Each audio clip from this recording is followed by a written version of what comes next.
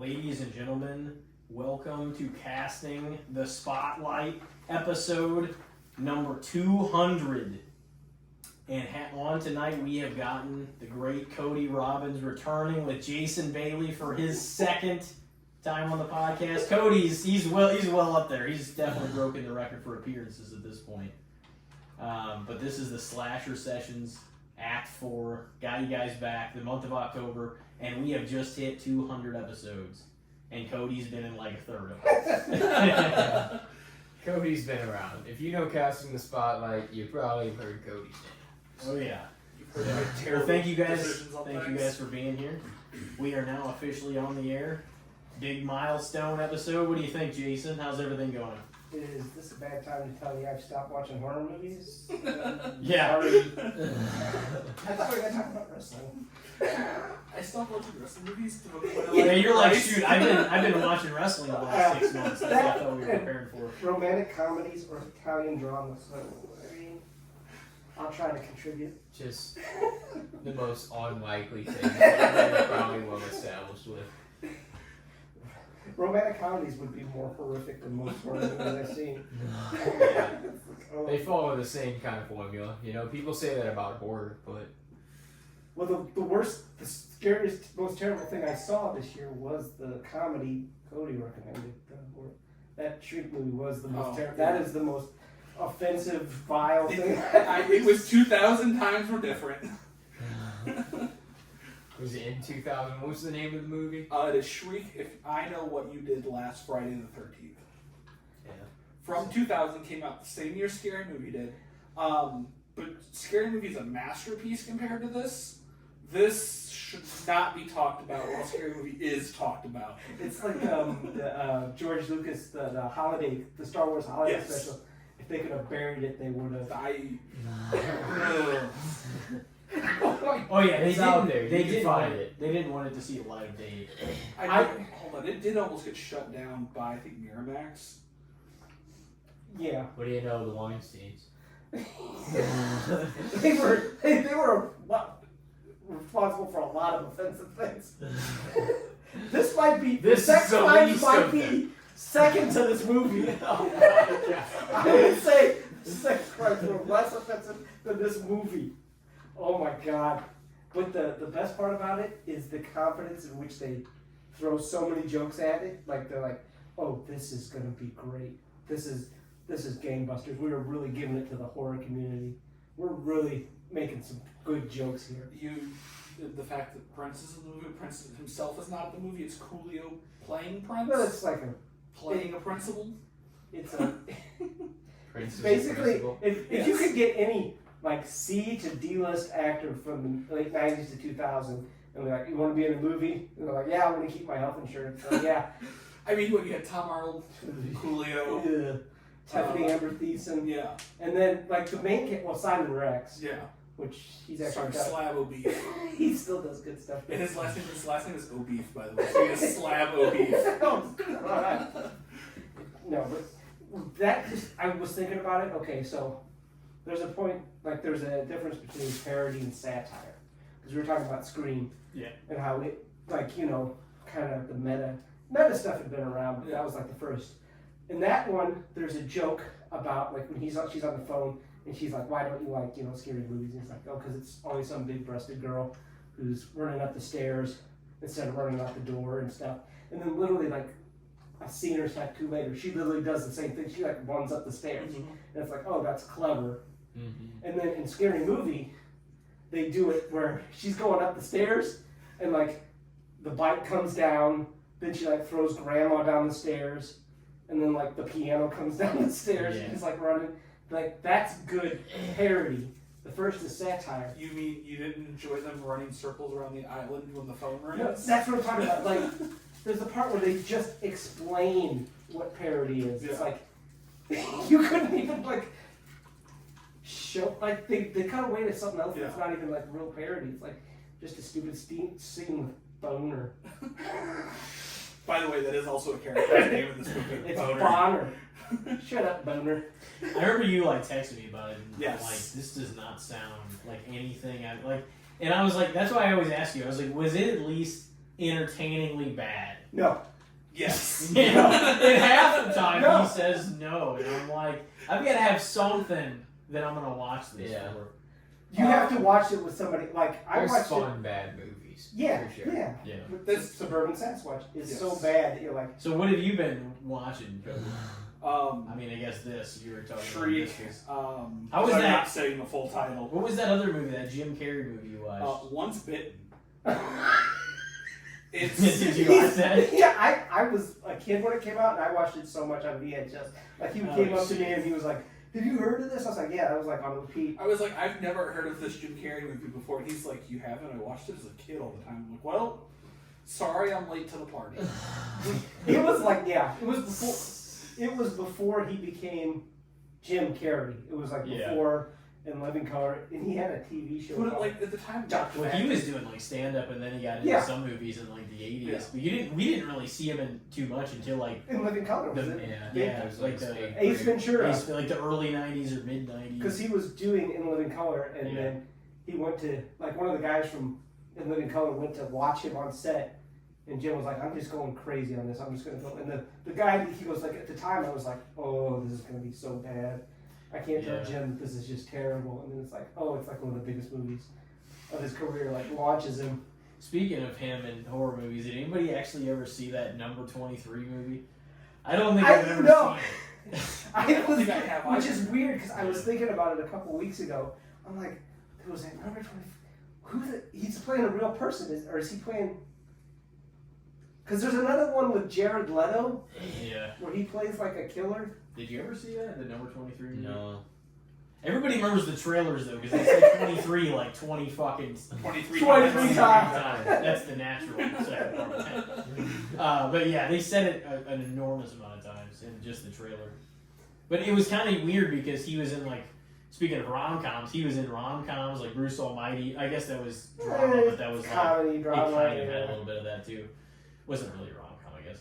But so like he was in some of those, but so like nobody was wanting to take him seriously, I guess, whenever that came out, because like I remember people making fun of it. Well, he And did. that came out in like 2007, something like that, right? Yeah.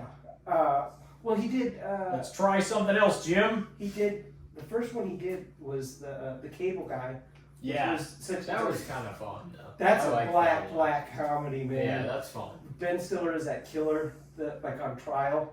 And he's like, I don't know who it was, but they were definitely Asian. Like he's trying to get him off the track for killing his twin brother. Yeah. Yeah. Oh, they killed him. They killed my brother, and they were definitely Asian. But yeah, that was like, I remember seeing that in the theater, and people hated it. That was like mid-90s. Oh, 'cause, yeah, 'cause- That was early 90s. Because that was It might have been mid-90s. 98-ish, or well, no, it was before I 98. thought it was like 96 or something. It might Yeah, have been yeah, because 96, he did the yeah. Truman Show after that. Yeah. But yeah, people were like, after that movie, they like, Blake watched it. Oh God. He was like, that was the most uncomfortable. He watched it with, what's his wife, girlfriend?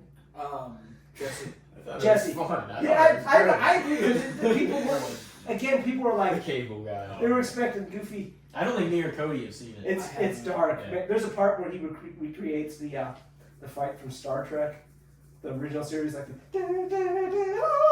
he's like attacking this guy for real. He's like obsessed with media and TV. Like he doesn't have his own personality. Like he just takes on all he knows is TV, Yeah, that's and it's just it's a dark. It's almost horror. he just It's like really- latches on. he to latches Matthew on to- Broderick's character, like Yeah, because at the end, like he's being hauled away his on a only stretcher. friend. And the guy's like, "Hey, you're gonna be okay, friend." And then he's like, "Really? I'm your friend?" And you're like, Yeah. "Oh, that guy's He's gonna dead." just latch onto this fucker now. But yeah, he doesn't really do horror. He's never done like a horror. Besides, that's not a horror movie. Once Bitten stuff. No. It's He did that weird. What was that movie? You might know. Was it? I'm probably mispronouncing what the hell the even title was, but it's like Eternal Sunshine. Eternal of the Sunshine. Spotless Mind or something. Yeah. Like Eternal that. Sunshine. So I watched that once, and there was a lot that I didn't fully understand. I was like, what the fuck is that? Listen, But people like put it over, no, yeah, it's but it was. a Charlie Kaufman movie, and he makes weird movies. He Yeah. made like Adaptation. He literally wrote a movie There wasn't much that was happy about it at all. No, it's Throughout the entire thing. Like, there was nothing even Yeah. I like... mean, that's probably, it's a parody on the name. Yeah. It's basically what you do is you erase like a relationship. If you get out of a relationship, Oh, yeah, no, I knew you it was... erase the memories of that person. But then it's like, what happens if you meet that person again because you were obviously attracted to him? Yeah. It's like, it's deep and shit. It was just like, it was that movie that was like rough, the whole thing, and then whenever you got a little bit of hope, it was like pulled away, and then you're just like, oh, okay, well, you just gotta be okay with that. And then, I mean, but honestly, that is how life can be, so it's like, but it was kind of rough because I think I watched it like, I don't even know how many years ago, but it was definitely It's got some truth. But that guy, he writes weird, like adaptation. Yeah. It's basically a movie about him struggling to write an adaptation that he was hired to write. He had to write an adaptation of a book called The Orchid Thief, and he's like, I don't know how to do that. So he wrote a movie about how he didn't know how to do the adaptation. And he invented it's got Nicolas Cage in it. Oh God. Nicolas Cage had an awesome year. Because was Longlegs this year? Was that last year? Last year, yeah. When did that come out? When did Longlegs come out? Like July last year. Oh, something like that. Yeah. We went and saw it. I know, but I didn't think it was that long ago. Yeah. Because then, It was. well, then because the monkey came out this year. He was so good though in Long Legs. Which I'm sure his mother's dead because he's like, I based that sort of on my mom, like the killer. He made it freaky. Like, Yeah, it's like if I was his mom, I'd be like, what are you doing? What are you telling people? That's the creepiest thing. Like, because she would be like, his mom, he said his mom would be like, there he is. And he's like, yeah, I'm going to use that. Cody, you said you watched. You said you liked Long Legs a lot. I did. Because I remember you texting me about it. You're like, because you're like, well, what did you think about that? Because I fucking loved it. I think most of our group that went loved it. Yeah, I think Josh said, I don't know what that was, but I loved it. Yeah. It was a good movie. I'd have to watch it again. I don't remember. I can't believe it made that much money.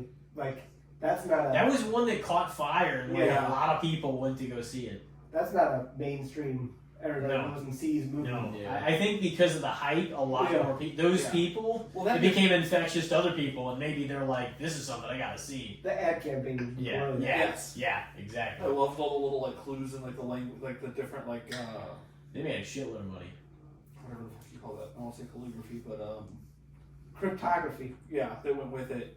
And I also remember the trailers being super vague, which made me want to go see it more to see what the Yeah. fuck was going on the whole time. Well, Yeah, they definitely. That was one of the most well-marketed films in a Yes. while because it made everybody curious and nobody knew what the fuck it even was. yeah, like what was it? The Mystique sold it. Yes. Invincible. Like or was it Unbreakable? Unbreakable, the Bruce Willis movie. Great movie. Yeah, the original trailer for that is like nothing. It's almost no images, no nothing, and you're like, what is this? And like literally, that's like what you want to do instead of like, Yeah. what was that movie? Was it Terminator Genesis? Really gave away Yeah, like, hey, So here's many the trailers twist. do nowadays, Yeah. though. Yeah. Here's the twist of the trailer. That's why. They give you like so many fun parts of the movie in the trailer. Like Abigail, Mhm. the Yeah. kid vampire movie. Mhm. That would have been so much nicer to going in knowing that kid wasn't a vampire. I mean, there were still twists in it, but the big one was like, oh yeah, she's the vampire, and it's like they don't acknowledge that until like 20, 30 minutes into the movie. Yeah, they could It's have like- left that out of the trailer. Yeah, Nice. I'm like, Yeah. But then nobody would have went because they'd have been like, "What? They kidnapped this kid ballerina?" well, there's enough. I think you can Oh, cut it around yeah. enough. You, Like, yeah, you could leave her Like- explicitly being the vampire out of the trailer. and you show can a bunch still. of shoot 'em up and There was a bunch of twists in that though. Yeah, I it was had a fun. pretty good film. Those were the Scream guys. That I was didn't watch it Radio for a Silence. while after it came out. Me so neither. I, You just, mean I that didn't movie have that any you moved perception at of the end it. I Last Scream had come out by the Yeah. time last year. Yeah, We talked about like the newest Scream last year, didn't we? I think so. Yes. Where I Yeah. booed it. He Well, we moved didn't. it. We didn't. Who was it that? Oh, Scream 6, you mean? yeah, Yeah. where there's like all characters are alive except the bad guys. And I like. Even though fucking we- Cuba Gooding's son Yeah. took like Mason. 9 Yeah. fucking stabs on each side of his The body. best thing is she's What's his sitting name? next to me. Who's again? I don't remember what it It's is. so bad. Chad. We've Is it all Chad? Chad, yeah. We've all seen. That's so funny that The they made best like an thing athlete's name is Chad. Yeah, Jason's Yeah. sitting next to me when we're watching this movie, and the minute they go, "We've got another one alive over here," he goes, They "Boo!" held his arms apart and stabbed him Yeah, like what- 8 How? times. They're like, they're like, oh, it's just gonna happen, and then they both took him and just stabbed the fuck out of him. What- How the fuck is he still alive? Didn't he get just shot or bleeding stabbed out on before the that? floor. He got stabbed in the last movie. Too. Yeah. But this was even more No, this ridiculous. was on They the were, insane. they were going like. He could have been it. He could have fucking killed. But it was because they wanted him and Jenna Ortega's character, Tara. Which- to, Then like, they shouldn't have their had him own- fucking get the slaughter. That shit was What's fucking crazy- crazy. I It's mean, like- yeah. No, They there's should have just had no him get way. the slaughter. That would have made it more compelling, honestly. But I still thought it was. Yeah, stupid. no, they should. Well, No, I did too. And Scream 6 was in every way better than Scream 5, which was I like 5 better. no 5. With the, do you know who Alison Brie is? She's in Scream 4. She's the publicist. That, Oh yeah, that yeah, gets yeah. thrown off the I just building. watched Scream 4 not too long ago. So they asked her about something. I texted it to Cody. Yeah. I texted it. She was talking about it, and she literally said about Scream 7. She goes, "There's too many people alive." She's like, "They got to kill more people." And I literally texted it to him and like, "See." That's fun. Yeah, but the main girls aren't gonna be in it. That's what's crazy. But like the twins are. the friend or the yeah they're gonna be in it. So it's got the twins, then I guess Courtney Cox and Nev Campbell. Yep. And that's it. But no, but all the killers are back in some form. True. Matthew Lillard, Screen Alec. I think they literally grabbed. What, they're gonna be all ghosts? And They already did that with flashbacks. Steve. I think there's gonna be Yeah. something to I do thought with. Stu could come back. I think there's gonna be Stu something. should. I would say He should- AI. They're That'd be gonna do sick. something with AI. I could see them. Oh doing that. my In god. this day and age, I Because can he- see them. No, I- because it's always been like modern. Like Yeah. Scream has always been relevant to the year it's came out. Mhm. Always. Well, the 4 got ahead of it because they were like about the whole online culture. Well, it was 2011. I mean, most of the stuff had come It was- around. Well, it wasn't like the constant video. Yeah, like At the the time, vlog and stuff. yeah, that people was- were like, nobody's gonna do this. It's like 3 no. years It later. tried to be a little bit. It tried to make sure you had enough life to last between Scream 4 and 5, which it didn't. But I'm pretty sure It was it'll be, good. it'll be AI, something to do with Yeah. it. Because Kevin Williamson, he's back because he was the guy. Yeah, he was one of the. He wrote the first script. He wrote the first 2, and then turned in a script for 3. And He wrote "I Know What You Did" last summer too, Yeah. didn't he? Yeah. but he did Maybe. a slasher during the pandemic called Sick. Yeah, that was pretty good. So he's like kind of keeps stuff to the relevant to the time. My favorite is that lady runs up to the car to like get for help. Yeah. And the Did you lady watch said- it? Yeah, and she's like, Okay. she puts the mask on for her. She's like, wait a minute, this lady's screaming for help. That was such a free idea because of the time and like the masks and all the stuff. It was such a anybody can grab onto it and make this Well, some that's sort what of horror movie. And what like I'm they s- did. Mhm. What were you gonna say? Well, that's what he does. Like, because this first the Scream is about, hey, I've noticed all these movies I've watched, they have these tropes that And the everybody horror does. Exactly, is it had kinda, like, tropes. dying It out wasn't- too at that point. It was by no means spectacular, but it did have like the horror tropes applied to like the current situation, and it was kind of Yeah. interesting in that regard. That's what he does. So I'm kind of, I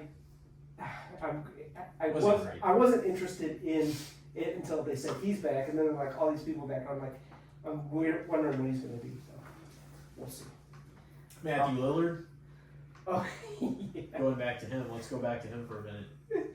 You guys seeing Five Nights at Freddy's? Oh yeah, my son Yes. loves it. That's like December though, isn't it? Yeah. December It's 5th. Yeah. Okay. It's a little Skeet later. Ulrich is in that too. Yeah. I didn't So- even know that. Yeah, they just added It him. was Billy. They're gonna. Yeah, I'll be there opening night. Yeah. Oh yeah. I love seeing everything opening night if I It's can. so much more fun. Yeah. Well, I went. Well, because you get like the passionate crowd there, so you're like, this is gonna be fun. I went like my son. He's like the huge Five Nights at Freddy thing. And I went with him. I'm like, I kind of know what he's talking. Like he talks about it, so I kind of get the idea. He was with his friend, and when that guy, I know it, Springtrap comes around the corner, you would have thought Jesus Christ for real had returned to Earth. Way that audience reacted, they're like, I was surprised nobody passed out. And that's like the video game crowd. Yeah, wasn't it one of the only horror movies of like 5 horror movies that have ever gotten an A+ cinema score? I think so, yes. So I did get that. So what I it don't know is? if it did that good on some of the things. No. Cinema score is different than like Yeah. Rotten Tomatoes. Cinema score is a survey of that opening night audience of how much the marketing was on target to attract the audience they wanted to. Yeah. So it basically says you got the audience that you wanted into the theater. So basically what you're saying, it got the gamer, preteen, early teen kids in there. Yeah. So they gave it an A+, because if you look at the 5 movies that got like, It's target demographic, really. yeah, it's so like, I think Child's Play 2 has an A+. And you're like, what? It's a cool movie. Like, it's an okay movie. Nobody's like, oh yeah, Child's Play 2. It's like, yeah, so it's like one of the only 5 because it was so well marketed. But yeah, I'm sure that Who was Child's Play 2 marketed towards? it You was say? directly probably to like this teen slasher crowd at the time. Because that high was, school and. yeah, because that had to be late 80s, early Well, that, 90s. yeah, Child's Play 2. I mean, it was rated R, so you had to be. It was a certain age to 88, get in. 90, and like 91, I think Yeah. it came out, something like that. So yeah, you know, but was it Blumhouse that does Friday or Friday? Yeah. They need something. I mean, they release in horror films all the time, but it's some of them are, I think, good or fun, and some of them are just like. You I mean thought like the Megan Knights- I 2.0? Megan 2.0? I thought that it was like it wasn't a horror movie for one. I stopped calling it Megan 2.0 and I referred to that movie as work, bitch. Because I'm like, what is this? It's kind of they tried to go the Terminator 2 route. Yeah. They were like, oh, we're gonna go like action Yeah. this time. I'm And it's like- like you built the crowd around like horror fans. Yeah. I guess there were still horror elements to it, but it was very, very much so an action movie. It felt like. Oh, they 100% pivoted to like, oh, people love the character of Megan. They're like, no, we kind of enjoyed the first movie because it was kind of clever and it actually was trying to say something. But And then they went so deep in the second one too. It's like went so deep. It was like within the government and everything. Like you know what? You know I what? mean, that is pretty fucking terrifying. They're like a pot boiler thriller based on like 70s conspiracy. it's like an AI that like the government had issued, and it like, you know, became too intelligent for its own good, and basically like shut the banking system down and like shut railroads down and transit down, and it just like took over, and they had to reinstate Megan to like try to get this new AI down, and it's just like, What happened? this isn't horror, this is Terminator. Yeah. What are we? At first, it seemed like some sort of rip-off of like the Child's Play type thing to me, and then I was like, "This is just," because it Yeah. seemed like a It parody. was fun though. or The play first episode. Megan I actually didn't- was good. I didn't see either one of them. Well, like I said, they got her back so she could work, bitch. Yeah, she became like the emotional Megan. hero of Teen Yeah. Oh my Gotham. god! Yeah. What the fuck? Are we And then they had that the Wolfman movie that nobody liked. They also had, was it Night Swim? But Oh, yeah. But I felt Night came out Swim, like too. I for like saw that one. half Did you a like it? year. No, all Did I you saw see Night was Swim? trailers. I didn't For like think Night 7 Swim was- months. I thought it could have been much worse. I didn't see it, but you guys You know, all put that saw on it. the poster. Eli says, that could have been worse. So wait, so you guys all saw Night Swim? I did No. Okay, I didn't see. So I didn't see it. not. I either. felt like I saw the trailers. Why for was 6 it- months? What do you guys like? Why? Look, why? it's a movie about a haunted swimming pool. Like, what? It's not gonna be Yeah. like, oh, this visceral film. You were giving me shit about the haunted elevator movie. So, yeah, when I saw haunted pool, I'm like, I've seen something like this already. Devil, yeah, that was. So- I sometimes know, I'm you talking do- about the lift. Oh, The Swedish or Amsterdam movie. Sometimes you can just kick back and throw on Rubber, the movie about the killing tire. Yeah. But yeah, no. And then what was the? I mean, Christine was a killer car, and that was pretty good. There was a story there. Well, it was because it was based on. But there was also That's what's it. There's a story there. the It's not typical just. trope, though, of like 40-year-olds that you're trying to tell me are teenagers. Yeah. Was it the guy that plays Arnie is like already like 90% bald? Yeah. So why was Night Swim bad, Cody? All I saw was the trailer, and I'm like, I'm not seeing this movie. Oh, you didn't watch No, it? No. He's I saw it. You I saw said it no, too. and I said something about enjoying it. And you're like, no. He's the one person that saw it. Yeah. Yeah. I saw the trailers for like 6 months, and I'm like, I thought this movie came out 3 months ago. Well, they did that. Also, that I don't. You probably won't even remember it. Remember Imaginary?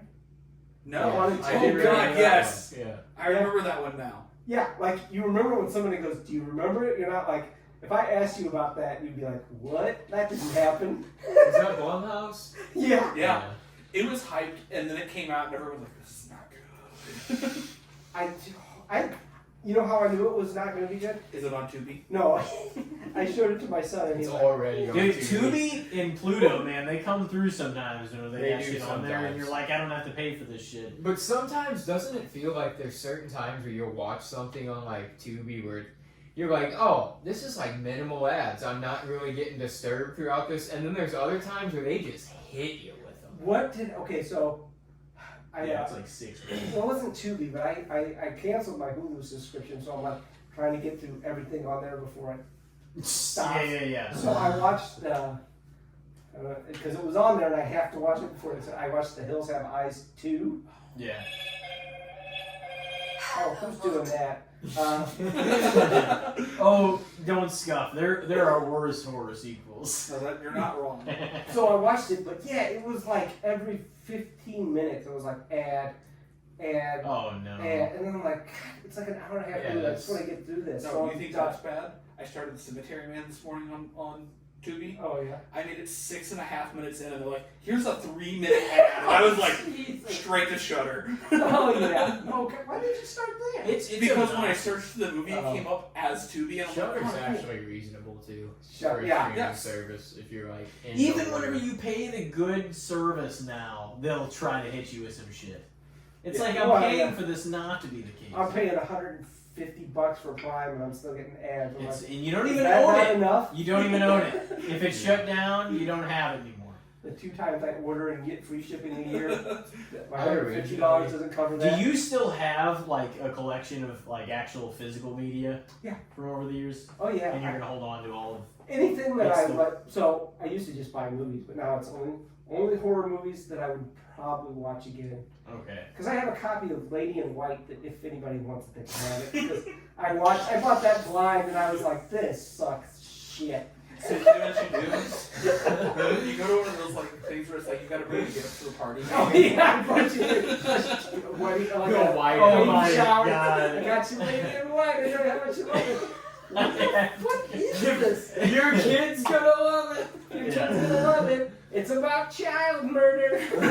Well, like it does make sense too because like if you buy the physical media, it's like those copies aren't going to be like doctored the way they can doctor movies and put them on streaming services and Well- edit things out of them that aren't true to the original film, Oh, like yeah. for better or worse. But like I figured you had probably your own collection because like Elijah and me have both done the same thing, and like I still have a shitload of movies. I haven't bought a movie in a while, like in probably a few years, but Oh. I've thought about the fact that the ones that are worth like having, like just Yeah. you'll always have them. You mean like Scooby, fucking Winnie the Pooh 1? Yeah, see, like that'd be worth holding on to.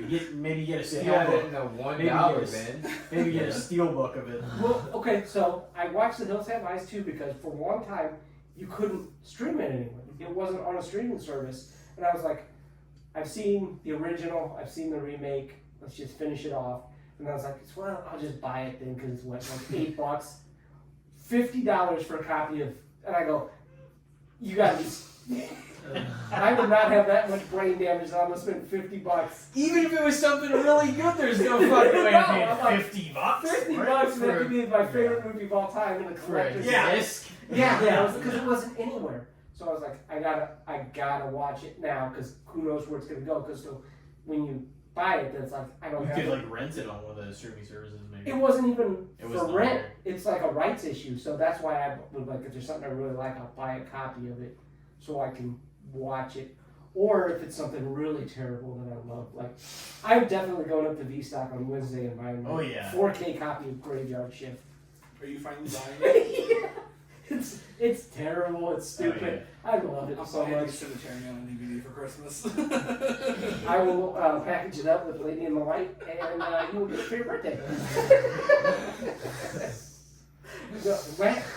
Like Lady in the Light. How did you end up with a copy of it? Wait. Well, because so I saw the guy. The guy has like he did 2 horror movies. He did a movie called I think like Speak No Evil or something. And The it's one with Kane in it? No, No, that's that's See No no, Evil. My bad. this is like. Did you see See No Evil? Oh yeah, no, you know what? You know what? Yeah. Side note. I saw See No Evil 2. I skipped 1, and I was like, oh, I'm gonna do 2. And you know what? Why would you go to 2? Because I haven't even seen 2. Because the 2 sisters that directed it were like big horror people. They had directed a movie called Excision that was pretty decent. And so they're like, well, we're gonna do 2, but we're gonna like really fucking turn him into a slasher. Like we're gonna give him an actual weapon. He's gonna have a mask, and it's a movie. It's 24 frames per second to apply motion, so it counts. But I like watching it. I was like, oh, all right. And I was like, I really don't need to go see 1. I don't need no backstory.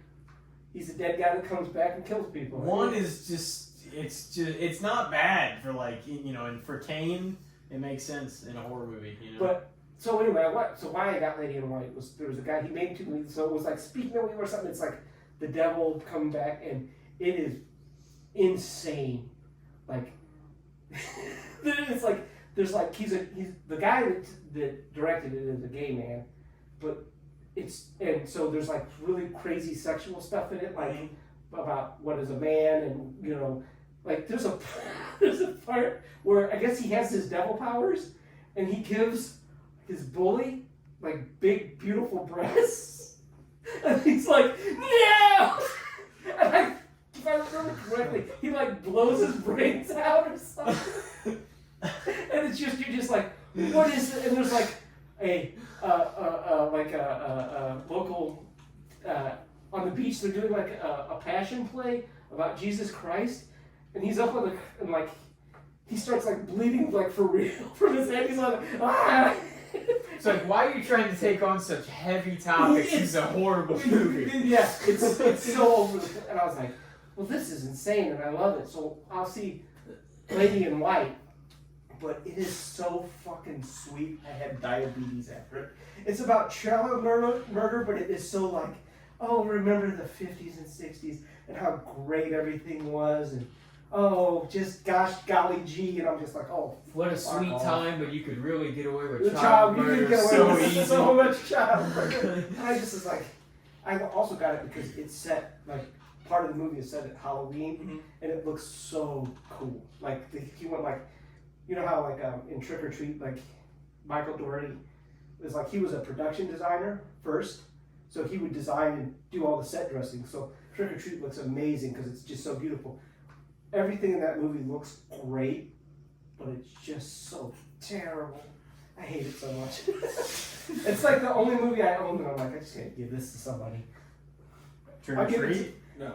Yeah, you can have it. Yeah. It's a Shock Factory Blu-ray. Yeah. You can, You're like, damn it, why do I still have this? It's It's so funny. Money on it. It's so funny to have like a rough movie in like 4K. It's just like you've gotten Really just something. expose all the sharp edges of it. Yeah. Ugh. Yeah, you're like, oh, just because. You're like, wow, this is cheap. It's also like you thought about this as late as they were producing movies in 4K. that's well. I need a good copy of this shit. It's like, why did you even make a 4K copy of that? Because yeah, like people were like, Yeah. When they make it, they're like, nobody's like, there was nothing, nobody was like thinking 40 years in the future, oh, this is going to be in super high definition, you're going to see every goddamn, it's like when you like, in the background, you like see, like they're reading a newspaper or something, and you look at the actual articles and it's just like gibberish, or somebody on the production crew just wrote stuff to just fill the newspaper. Like, somebody has the book from the fog, like there's a Bible or a journal from the priest that, anyway, it's a real prop, and somebody had to really write in it, and somebody bought it from the guy that made it, and he was like, I'm just going to start reading through it, and some of it's like, Dave is a son of a bitch, he steals like Danish again, I'm going to kick him in the fucking teeth or something. It's like, he's a slave, so it's just, you know, writing that they had to fill it up with, because you weren't like going to see it in 4K and be able to read all the lines. Yeah. It's like in The Shining, it's like the director's like personal secretary literally wrote out that manuscript that, you know, it says all work and no play. He was like, I want it all written out, and I want it all different spaced, and I want Yeah, because Stanley Kubrick is a son of a bitch. Yeah, I'm surprised she didn't sneak behind it. I can't believe I had to goddamn do this. He was like a perfectionist to like just, Yeah. and it like a horrible degree. It's like anybody that ever worked for him was like, oh, it ended up being a masterpiece, the film, but working for him was a pain in the fucking ass. There's like a joke, 'cause if you look through like if you like pause it and look through the script, there is a mistake in the script or the manuscript, and it's like, oh, I can't believe he let that through. Like it's what word? It's like the O is capitalized instead of the N, you know. Yeah. And it's like, how did he go to sleep at night knowing that was in there? Because they didn't think anybody was going to catch it. But Until yeah, all these years later. Yeah. he made like Shelley Duvall do like hundreds of takes of stuff. Oh yeah. She's That's what they emotionally said a lot of fragile woman people. to begin with. And freaking what was it? Michael Clockwork Orange. Malcolm McDowell. Yeah. He said that he actually like had his eyeballs pried open for that scene, and it was like minutes. Yeah. To the point where they were like, if we don't get this done in the next 30 seconds, he's going to have actual damage to his eyes permanently. What was it? Ellen Burstyn in The Exorcist. There's a part where she gets like yanked, and she was like, "Hey, can you take it easy? It's like this hurts." And William Friedkin's like, "Oh yeah," and then he looks at the stagehand and goes, and she like had permanent back damage for being yanked so hard. It's like, it's a movie, Jesus. Yeah. Don't screw someone's back up real life.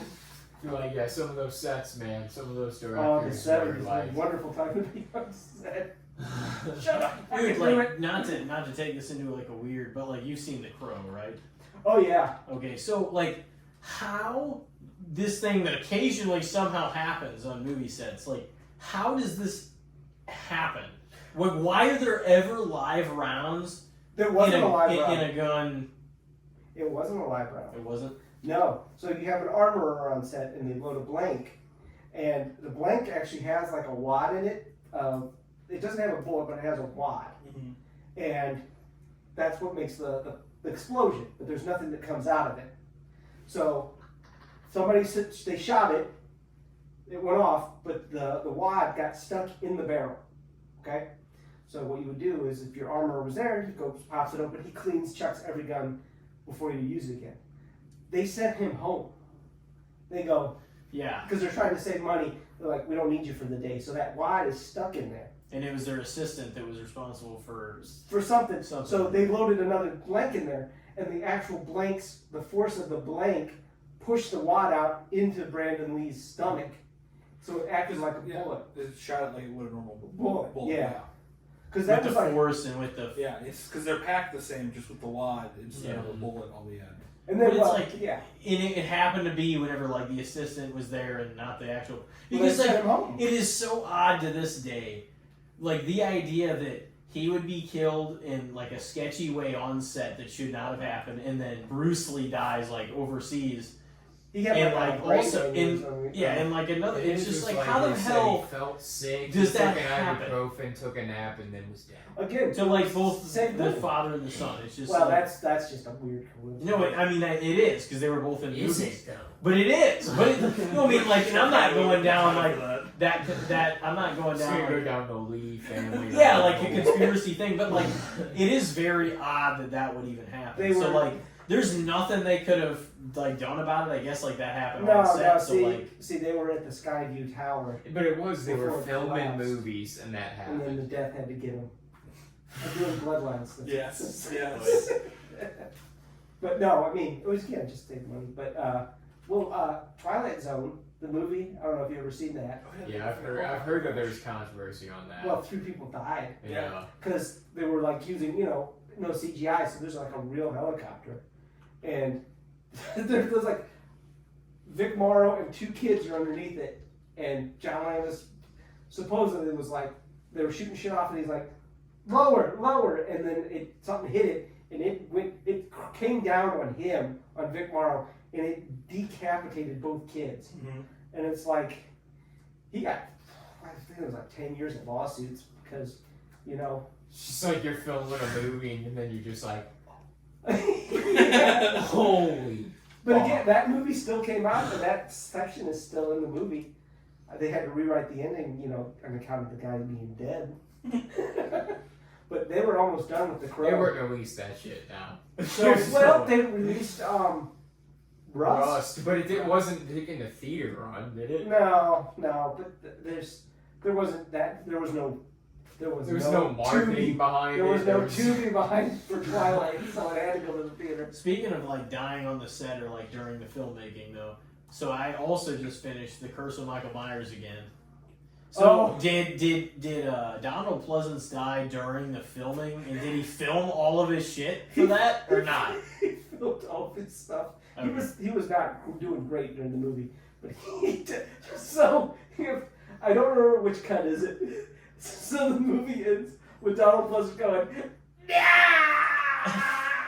and when it comes up in loving memory of Donald Pleasance, it was like, did he just die there? Well, he's like, Did they get it on camera? here's the thing. I remember you telling me about there being a director's cut, and I was looking for There it, is but I not- couldn't find it No, anywhere. there is not and a so director's cut. I watched the theatrical, and like the ending is he's not like no, but it's like he's like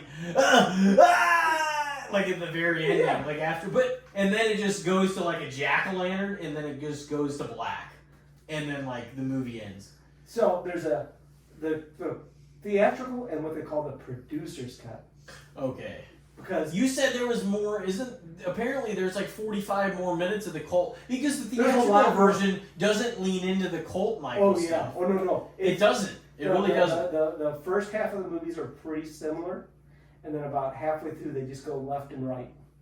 The 'Cause, like, producer's cut and the producer's cut is all about like at the end of the producer's cut, Michael is in a hallway trapped in a ring of runes, and that's why Donald Pleasance goes back in because he's going to go take care of Michael, and that's when it ends with they're in like in the theatrical, they're in like a power plant or wherever the fuck. yeah. it is. They And then, like, beat and him to then death with like the Yeah. green liquid. Yeah, he's like, I have some business to attend to or something. yeah, And which then, makes like, no sense. well, Because because you could tell something happened because they sliced the scene and like just put him. Oh, he just left the building, and then and then Paul Rudd and like the girl and the kid are like, "Oh, come with us," and he's like, "No, I'm afraid I have something to do," and then he goes back in, but it doesn't really show it.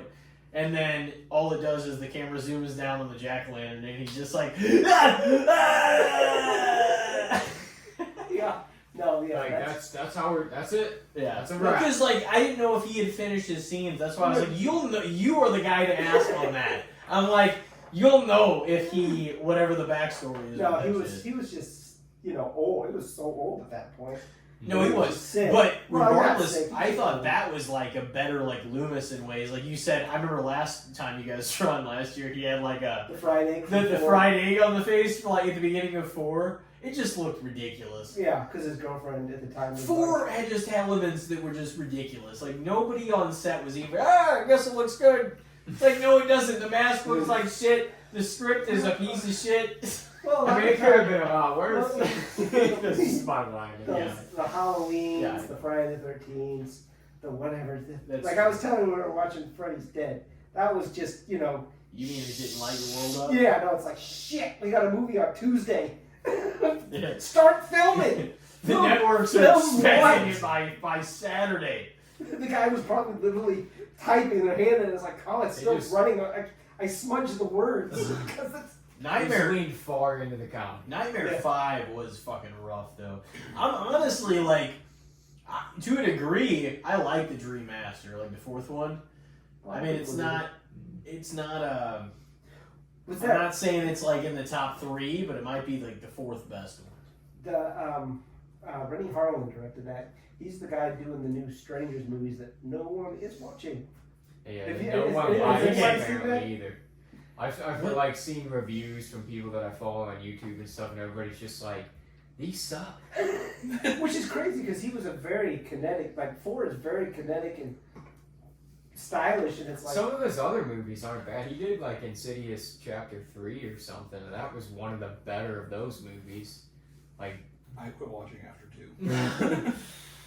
oh, 2 was probably not one of the better ones. 3 was That's the, why I stopped. was 3. Oh, 3 is the one, the man who can't breathe. Yeah, it's like the cancer Yeah, patient guy. that's directed by, isn't that That's Lang Winall? Oh, that might be. Yeah, that He might direct- be the Saw guy. Lee Yeah, Winnell. He did Wolfman. Yeah, that Apparently, he did The Invisible Man, which is really good. What else did Rennie Harlan do? Oh, he did a movie called Prison with Viggo Mortensen, Yeah. Texas Chainsaw 3. Aragon? Yes, which is actually pretty decent. It's about the guys in prison, and then there's like a guy that was wrongly convicted and electrocuted. And I guess his You were ghost. telling me the movie So- called Prison is based around a prison. It is. They were very So- on the nose. So, Jason, alright, so I just watched Texas Chainsaw The Next Generation recently.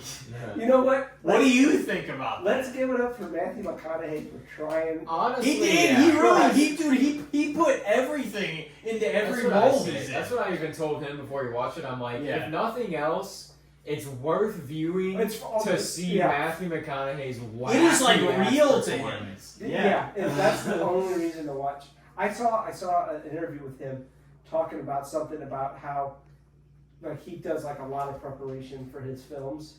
Like he really gets into it. His performance in True Detective, Yeah, like he's really that was amazing. he's like, I'm always going to show up. I'm always going to know my lines. I'm going to do all my homework. Because he like when I first started out, he goes, I was playing like a drug lord in some movie where he's like on the border, and he's like, I didn't even look at the script. He goes, I'm just going to wing it. I'm going to go to the set, and I'm going to wing it. I'm going to do my Matthew McConaughey stuff. And he goes, I show up, they hand me the script, and I goes, I've got a monologue in Spanish. And he's like, I don't really speak Spanish. So he's like, oh shit. He's like, listen, I need like 10 minutes. And so he goes in and he's like, I kind of got it. It's like in broken Spanish and English. And they're like, is that what you want to go with? He's like, yeah, that's what I want to do. And he goes, I was so goddamn embarrassed. He's like, I promised you, he's like, I'm never going to show up not prepared. So, yeah, when he shows up, he's like, I got an idea. I'm going for it 100%. But yeah, the 3 is, I think, okay. And Yeah, I just watched them both for the first Yeah, I time. thought 3 was actually kind of underrated. I don't know why. Like, I love 1 and 2. 1 and 2 are awesome. 1 is one of the greatest horror movies ever made. 2 is so much fun. I don't know why I kept going because I've seen Texas. Was it Texas Chainsaw 3D? That one that we watched, 2022. Also, no, we talked about that with Alexander Dario, and he's like, That's and she's like, Texas "Do your Your thing, thing, cuz." cuz. That's one of the worst lines It's bad. in all of fucking horror movies, like the last 25 That's also the years. one where people are like, Yeah, I don't really care for that one. Like, no, that one, like, I mean, it's not great, but it's a little bit. It can be fun, But it's also like the script and some of the dialogue. I mean, especially that was Just the way that they went about it. It's like, oh, halfway through, Leatherface is actually going to kind of be the good guy. Yeah. And we're going to like make the main character related to, and it's just like, yeah. what the hell? And then is she going fought on for, even though he killed 5 of all her friends over all of within her half an friends. hour. But they were shitty friends, so. But still, she just Like, got over like, it he so was just quick. doing me a favor. It's It's like, oh, this is my cousin. getting rid of some dead weight. Did you see that Texas Chainsaw 3D? Yes. I know, and see, me and you and Colton watched that 2022 one. Remember Yes. that? And that was, that was I one made of the you early guys ones. watch it. I talked Yeah. you guys into watching Yeah. it. Well, okay, so That one's okay. That one, okay, I don't know It's if that fun. one was by any means better than the 2013. It's fun, but I don't like how they did the same bullshit. We kind of brought this up in Alex's episode, but they did the same bullshit as Halloween, where they're just like, we're just gonna pick it up after 1. And it's like, this doesn't work with Texas Chainsaw. Sally wasn't It that took her kind 40 of final years with girl. every state to find She him. was just like, thank God I got out of this fucking Yeah. situation. Yeah. you know what? You know But what? I mean, you can say the same thing about the 2018 Halloween movie, where they're like, if they're picking up after the first one, why is They should have done 2. Jamie Why is it Curtis's so character yeah. just like, I'm like a bounty hunter? Oh, yeah. Yeah, I'm that's gonna what I kill said. it. It would have made so much more, and we can have this discussion. It would have made so much more sense if they had added 1 and 2 Yeah, that definitely as part of is Well, you what had should've done. happened. can't add 2 because he's literally on fire at the end. He's like, fuck. He It's was Michael Myers. Yeah. Who no, gives that's- a fuck? But the thing is, yeah, he obviously survived it if you count 4, 5, and so on. oh, But God. you know, at what point is it? It's just the body count would have been so much more intimidating too, because it would have been like he followed her there to the hospital and killed all these other people. Well, Yeah, then you have that's to, the thing. because if you also do 2, then you gotta do, they already, you got sister shit. Well, you Who can cares? They kind should've of. did that, I honestly. thought about this. They could have been like they could have just brought that up and thrown it out in the new trilogy. Been like, Well, yeah, that was just something they thought back then. That's what they did. They did that. But see, if you're gonna do it, then why would you fucking just include 2? Because it made no difference. I guess. I don't know. That timeline is so messed up. But no, I do feel passionate about that because I think it would have made it better. I think it would have made it better. Like It if they're definitely gonna would. if they're gonna acknowledge it, then why would you even not count 2? Well, like I was telling him, we were talking at work one day. I'm like, with the new trilogy, you can really get rid of kills, because if you follow the story from 2018 to ends, what really happens in kills other than all of the killing that helps advance that storyline into the 3rd movie? Because Tommy and them aren't in the 3rd movie. Half the people they introduce as characters in the 2nd one are not in the 3rd movie. So the second one- inconsequential, you're saying? Yeah, like you can kind of put it into 1 or in the beginning. It's of kind of 3. like 1 and 2, yeah. He really wants to get rid of kills. No, dude, Kills He's would a slap. stand for it. Kills would slap the I fuck am. out of it. I am also on the side of I like ends probably. Oh my I god. like it, of the new trilogy. It would probably be the one I would watch the most again. Yeah. Over the 2018 one? The 2018 is like just a bigger version of. The Rob Zombie, really. I think it's just a bigger. I mean, it version. doesn't do the no. backstory though, like Rob. It's a Zombie's. bigger version of the '78 one. It's just Yeah, like, yeah, in a way. we're yeah. just gonna do the same. So I'm But like, I mean, in a way, in a big way, it was a lot like Force Awakens: A New Hope. oh yeah, it's just, In just a way. it's a requel. Whatever the fuck I want to call it. Um, Yeah. So but like honestly, no. It was, I'll watch I thought it was Ends. I great. would watch Ends again. Yeah. Ends. I would watch Kills 2 again because Kills was good. it's so. If you want nothing but kills and no storyline, Yeah. That's why I would watch Kills for, because it's just big dumb fun. It's just like, You're a stand for Kills as Ends- much as he is for Corey Ends. Cunningham was a little bitch. I won't deny that. I respect Ends more after I shit on it the most after seeing it in theaters. 'Cause I'm like, I came to this for the Michael Laurie showdown, yeah. and I got Corey Cunningham. Who the fuck is this So guy? they had, what the problem is, they had it in the first one. They had the showdown, it ended, and I'm like, And then she we got suffered in two the second goddamn more movies. Start writing. one. So you were saying you're like Right, I don't. what? I do respect Ends more upon rewatch Yes. for how I'm like, you know, it was innovative. They did some different shit, but they made They could have Michael a fucking sewer rat, like Yeah. literally. They could have done the Corey thing differently, and I think it would have stuck more fans of the franchise better. If they had had him die in the sewer, that would have been fine with me. Like they like he transfers his evil to Corey, Yeah. and then he just gives him some evil, and he dies, and he just dies midway through the movie. He just seeps into about the it. town, he dies in the sewers. He becomes the evil of head. He kind of feels bad, and he just takes it the rest of the way, because that's the kind of the part of. I mean, if you know John Carpenter, dude, I've been realizing watching some John Carpenter throughout this season, some other John Carpenter stuff. I'm like, this guy just cannot get away from Halloween. Like, I was watching his short story in, like, Body Bags, and it's like that girl getting stalked at the gas station by a killer, and they make it known that the town is Haddonfield. It's like, why do you gotta do it? It doesn't even matter. Well, because, what was it? He was talking about that because he released Halloween, and he was like, okay, he went on to do something else. And it wasn't until, later, much later, that he was like, all of a sudden he's getting offers, and he was like, well, something I did must be doing good, because he didn't even know it was doing good. He didn't know for years, because he was just going on to he did an Elvis TV show with Kurt Russell, and he did another movie called TV movie called Somebody's Watching Me or something like that. So he didn't know anything about it until people started calling him up, and they're like, "Hey, we want to do this," and he's like, "Yeah, I'll do that," and they're like, "Hey, you're on the hook for a Halloween sequel," and he's like, "I don't want to do a fucking Halloween sequel," and then he's like, "I'll write it. If I can do," he literally wrote Halloween 2 to get a stipulation out of a contract so he could go do something else.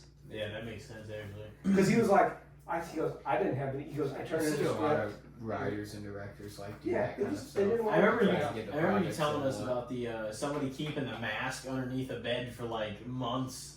Deborah Hill. In a smoking Deborah Hill house to be fucking smoking. smoked as much as John Carter when she threw it Yeah. in her bed. Smoked like a chimney. It's both of them. And then it was I'm telling you about because the Nick Castle. Everybody was smoking. Yeah, it was the 70s. It's you were required to smoke Oh, yeah. on set. Oh, you're like, what the fuck are you not smoking Yeah. for? Put a cigarette in Get your that mouth. baby a cigarette. But no, I'm yeah. only 14. Who gives a fuck? You're starting today. Oh, yeah. But I even watched The Prince of Darkness this week. Donald Pleasance was in that too, and he was a priest in this movie, right? John Carpenter did it, and he was Father Loomis. I'm like, you gotta be shit. Oh, man. It's every time you sit down and watch a John Carpenter movie, you're like, where's the Halloween reference? Where's My the goddamn reference at? Well, what was it? Well, he actually wanted. He always wanted to direct a western. Yeah. Which, if you watch Assault on Precinct 13, that's as close as he got. That's kind of a western. But he would get infatuated with ideas. Like Prince of Darkness, he was reading about quantum theory. Yeah, So that's that's- what that whole movie. Yeah. Honestly, I watched this movie thinking that it was gonna be about this weird primordial demonic ooze, and it was more about physics and quantum theory, and I'm like, dude, I don't know what the fuck. The devil What I is signed up for. The devil is a green liquid from another. It's an alien green liquid from another dimension. that can drip out of its container upwards, Turns people. and somehow it was this sect of the Catholic Church that had control of this thing and kept it harbored, but they forgot to pass this information on to the next generation of them. Jesus was an alien, and this is the Jesus was an alien. And That's this is- another aspect of this. It's why are we, this is a horror movie. Why are we doing all And this then, shit? and then the liquid is the anti-god, which is an opposite. So they're like, alien oh, from well, another if there's a dimension. god, there has to be an anti-god. Yeah. So this anti-god must be this And it wants- ooze in this canister down And it here, and wants to- Jesus must be an alien. So it wants to open it really wants to open a dimension. It's almost cosmic horror because it wants to open a portal to bring.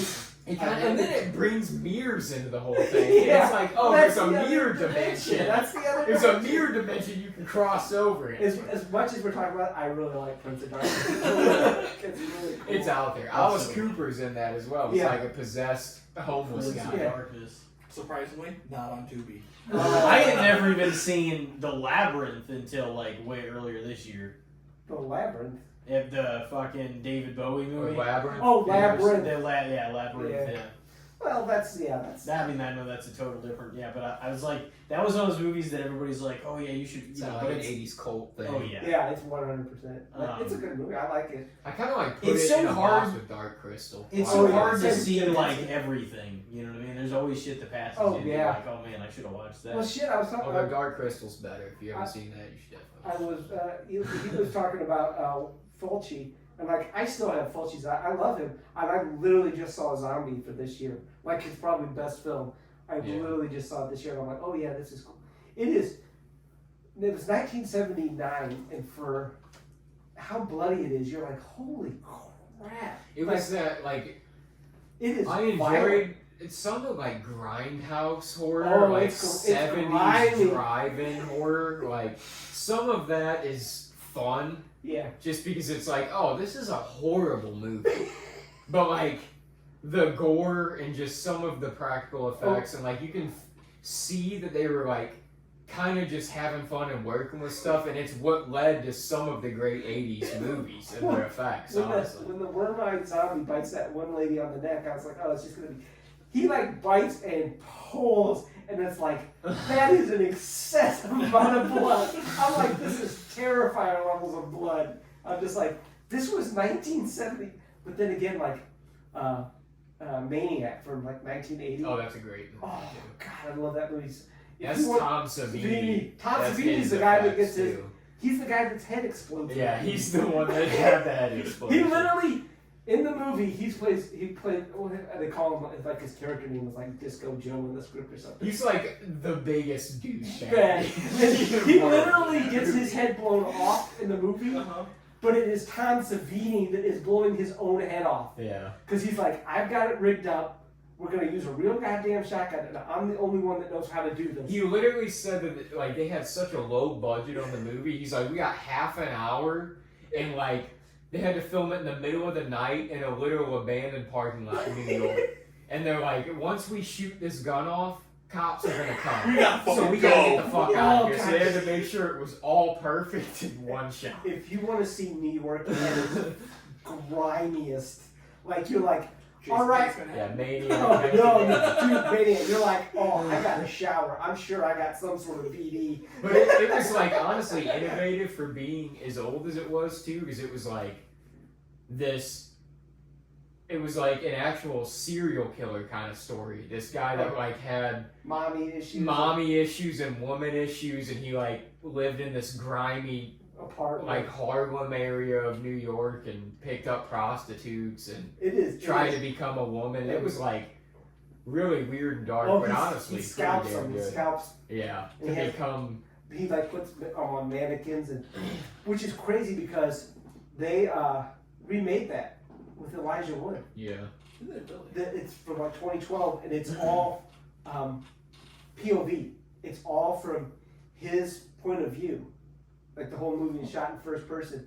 And there's one part, right? Like in the original Maniac, the guy that plays the Maniac, scuzziest looking Zito. Frank Zito. Yeah. Look, he's the scuzziest looking dude. Like he's fat. He's got like the worst hair. He's got like the worst skin. But the fucker is charming. He can be like so charming. You're like, Well, I he was could- a literal he was a- 70s New York. he was literally that guy. He was like a good friend with Sylvester Stallone. He like helped Stallone out, and he was like they said he was just such a smooth operator, but he looked like a creep. But so it's in the movie, he looks like a creep, but you could be like, oh, this guy, if he wanted to, could be a really cool cat. Yeah. And then in the new one, Elijah Wood looks like Elijah Wood, which is a handsome man, but he is the most weird dude. Like He always You're plays like just this awkward weirdo. like how would any girl want to talk to him? Everything he says is weird, or he's acting weird. And there's a part where this girl just keeps throwing himself, and I'm like, why the fuck is this girl still? There's so many movies And that then are like that though. she Where you're puts like, on- there's no women that would actually be No, into this. because she fun puts on the record, like to play, like she starts stripping and puts on the record. Do you remember what song they're playing? It's "Goodbye Horses," Oh, shit. the Silence which of is the from the Lambs. Silence of the Yeah. Lambs Yep. when Buffalo Bill's dancing, and I'm like, get out there, bitch! Did you hear that song? that's You don't like, know what the fuck this is from. but it's shot really well. It's really well. But I would, recommendation of both Maniacs. Yeah, honestly, just Tom Savini, any of his like '80s work, it's like Oh yeah. this guy was really the master of practical effects. Like he kind of brought it into what it was in a lot of ways. What is it? Day of the Dead. Has anybody seen Day of the Dead? Yeah. That's like he says that's like his magnum opus. Like that's the best, most complete stuff. Like there's that part when that when that guy like that zombie sits up and like all his guts fall out. He's like, oh, he was perfection. He was. I wish they would do that more. And I like when I was watching The Hills Have Eyes too. Telling me about that, and for the most part it's okay, but like you could really see when it's CGI, and even it was like there was a part where they're just talking right in the mountains, and you just cut to this one shot, and they're like, all right, then you cut to the next center, and you're like, that dude is 100% behind a green screen. That's a green screen behind this. This looks like public access green screen. I'm like, what happened that they had to do that? I'm like, okay, they cut back. It's another normal shot. I'm like, okay, so it was just that one. Then they cut to another character talking, and it's green screen too. And I'm like, that is so. You even blurred it so you can really make it. Oh, okay. It's probably The one first- character on location. And Yeah. everybody The else. first one was a lot better, I think, than the second one. The 77 or the. I mean, the first, like, the 2006. remakes. Yeah, the remake, and then Well, that was the first one was like, Aja, yeah. yeah. Alexander And it Aja. had the guy that played Buffalo Bill in it too, actually, the dad. Ted Levine, yeah. Yeah, Mhm. yeah. He has never talked about Silence of the Lambs. He literally will not talk Yeah, about it. because he's like, that's, if you see him in anything else, You're it's always like like, "Hey, this Buffalo crazy Bill to guy." be like, that was Buffalo Bill. Yeah. Like, Yeah. He's got such a 'Cause he's weird, always like the distinct police like sergeant. voice too. He's like, "Oh, you help me with this Yeah. job?" You know, Family Guy, Chris? Yeah. Mhm. Seth MacFarlane goes, that literally started out as me doing a terrible Buffalo Bill. He's like, that was my inspiration for that voice. I was like, that's just my terrible Buffalo Bill. You just go back to those early. Okay. Oh. It's just like, but yeah, no. It's on my list. I wanted to watch it before this, but Aja directed High Tension. Has anybody seen High Tension? Mhm. Okay, that was like what made him famous. It's like a French slasher. What is it with you and your international horror movies as of lately? Did you just get tired of everything else? I've seen every goddamn thing. So it's like you gotta start looking far and My wide. backstory, I'll come into work and he's like, so the other night I was watching this Italian horror movie and I'm like, There's Has a lot anybody of heard of it? Italian horror Yeah. out there. Yeah, there's a lot. oh, you mean like stage The fright? Giallo shit. Did you like Stage Fright? I did. Oh yeah, see, he talks about my weird taste. But What's going on with stage fright? What's that? okay, you want to do it? Or I can- You're the So, master here. it's, I watched it's- this movie once. It's the same thing. It's by the guy that directed Cemetery Man, which Cody loves. And the premise is escaped guy, a mental patient escapes from the sanitarium, and they're doing a play. Or Oh, rehearsal. hold on. I will say, you know that scene gave me when he escapes and they're in the car? Mm-mm. Is it was raining and she kept looking out the Is windows? that like Halloween or? Yeah, I kept thinking of fucking Halloween, waiting for him to like slide, like come Down over the the car. window. Yeah. But so the guy breaks into the rehearsal, Like a stage area, like Stage. a rehearsal stage. and he kills the guy that's playing like It's weird because the killer is like in a black suit and has an owl mask. Basically, think like dancer's outfit, like just like skin fit black like outfit with this giant ass owl head on it. But so he's like they're like rehearsing the play, and there's a part where the lady's like being choked by the killer like in the play, but it's the actual killer, and He he's stabs her. oh, is he stabbing her? Yeah. And he's like the director's like, yeah, that's it, more, and he's like, okay. And the girl next to him is like, he's stabbing her! He's stabbing her for real! And he's just like, But oh, dude, the part where the guy coming up out of the hole yes. with the chainsaw, Uh-huh. that's so. Okay, so my only question about that is he didn't hear the dude coming at him with a chainsaw, No. and they didn't hear it up there. My favorite thing is when the girl's dying and they're all like trying to figure out where the key is. Yeah. And fucking Ferrari, which is the Italian mobster guy that has all the money, who's I guess gonna put like give them the money for the production of the play. I guess is what he's supposed to be there for. Like shoves them out of the way, and they're like doing the shot where like you can tell that the camera's like laying there facing like this, like, and all of them are crowded around, and all of a sudden you just see this man just shove people out of the way, and it's like, where's the key? It's by the guy. Like, so that guy was like an assistant to Dario Argento. Mm-hmm. He was like, what I've just found out about him is he was an Italian that was independently wealthy.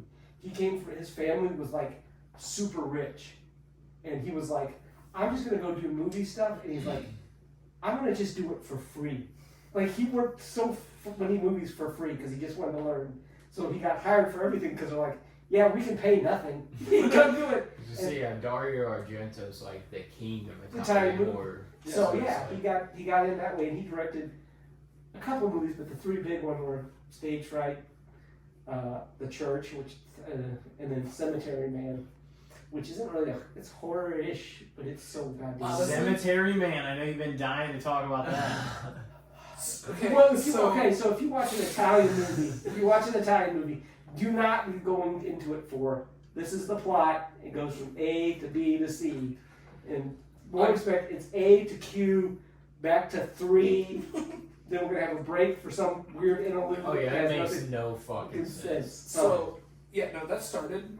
Do you want the full rundown of how You this can't. movie It's goes? not for me. I'll say that. I've See, watched they're a not few gonna Italian watch it. horror No, movies, no. and I'm like, Dario Argento specifically, where I'm like, oh, this guy's like, you know, he's a classic horror director. I should check out some of his stuff, you know. Yeah. And you're like, no, never mind. And I have watched some, and I'm just like Tenebrae and things like this, you know. And I'm like, oh, it's definitely well done. I enjoy like the gore, things like that. But I'm just like, dude, I don't know what the like. It's a taste, man. I don't really know what the You fuck's don't, going you don't on. like Kinda out. Tenebrae where that lady loses an arm and just like and sprays at everything with her arm. No, my favorite thing. I was watching it with the subtitles on today Oh yeah. because the audio quality was kind of wonky. Okay. So when the mayor's daughter gets hit by the bus riding on the motorcycle with Claudio, Okay. and her head fucking explodes like a watermelon. Do you know what they say? They say her head got ripped off, and I'm like, that is not. That is completely different than ripped off. That is bad translation. Yes. Well, and then like they do the funeral, and like you can clearly see like the stitch line where they stitched her head back together, put it on the body, and I'm like, but if you watch when she gets run over, like tires If it her head, explodes, how can you it fucking possibly like fucking... popped like a pimple, and they're like, oh, her head got ripped off. They I'm can like, stuff it. Yeah, but you gotta put the whole fucking head back together. Yeah, No, You do can not have watch. some bone structure. No. Maybe a closed cast. it made it like Might as well stick a when mannequin this- head on there. Yeah, when this Get one of Frank's Zeno's mannequins stick on there. when does the main love lady show up in that movie? It's like what, 10 minutes in? Yeah, doesn't. Is that. Wouldn't. Well, because the biker comes out of the grave. Yeah, no, I'm talking way at the beginning. When she shows up for the first time and her husband dies. That's. That's like 10 minutes in. Okay, so trying to describe Cemetery Man would be like someone who saw Star Wars once and doesn't like it. To try to make a better movie. Yeah, they're like, explain Star Wars. I don't. There's a dog and Yeah, no, so, there's a dog and then there's a guy that's like a samurai or so something. like right near the beginning when the old dude dies and he finds out his wife is like the really young lady that he falls in love with. Oh yeah, That's like what, 10 minutes into the movie? probably. Then this movie takes a hard left, and I'm like, what is the rating on this movie?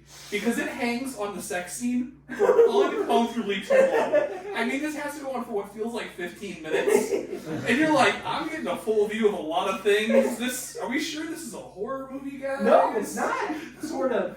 Horror movies love sex scenes. Well, there's the part where he's literally sitting on the phone, right, with the revolver, Yeah. shooting zombies, like talking on the phone. That's like the first 2 minutes of the movie. And Maybe. then they're Yeah. like, oh yeah, by the way, They come back to life after 7 days of dying, and you have to shoot them in the head. And you're like, should you have explained this? Where is this explanation of? There's no explanation. I don't even know what the ending means. So. Oh, the best part of the movie, the Grim Reaper. If you want the dead to stop rising, shoot them in the head. If you want the dead to quit rising, if you want the living to keep living and the dead to quit dying, shoot them in the head or something like that. Sure. There's a whole monologue the Grim Reaper gives, and you're like, the actual Grim fuck? Reaper is in the movie. I don't. Yes, this movie's wild.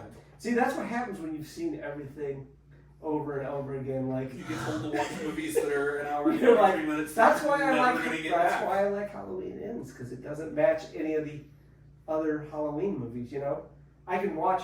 There's literally 3 Halloweens I can watch: 78. I can watch Rob Zombies, and I can watch the 2008. That's literally the same movie 3 times, just slightly different. Mhm. Like, I love the Rob Zombie one because it's just so much white trash in that. It's just so white trash. No, it's so, That's but it's Rob so Zombie. brutal and so good. Like it's so fucking like, it's such a different take. Cody, you're not a fan of I zombies, don't already. like them. We've had this talk before. Do you like any of his stuff? Yeah, I mean, I don't hate those movies, but for the fact of like, my biggest gripe is you take Michael Myers, this like 5'9", 5'10" guy with like, cool, he's got some like kind of extra strength powers more than a normal I mean, he human. seemed like he was a pretty big guy, even in the originals. Nick I mean, he Ca- wasn't that big. Nick Castle is probably right around 6 feet, maybe Okay. a little shorter. So he's a slender guy, Yeah, and they picked him because he walked weird. Still.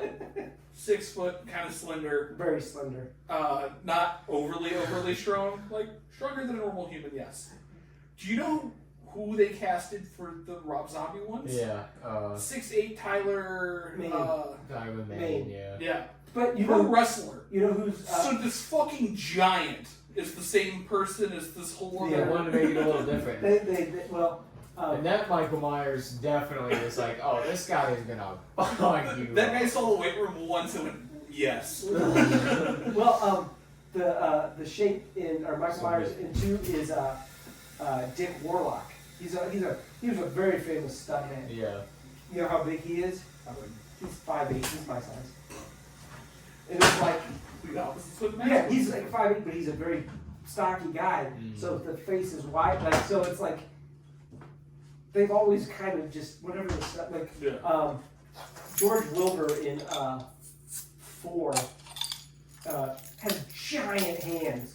Like if you watch that movie, just look at that. Look at Michael Myers. Look at the These hands. giant. They're not only big, but they're fat, like giant sausage hands. And you're like, Look at the Oh, bits yeah. on that guy.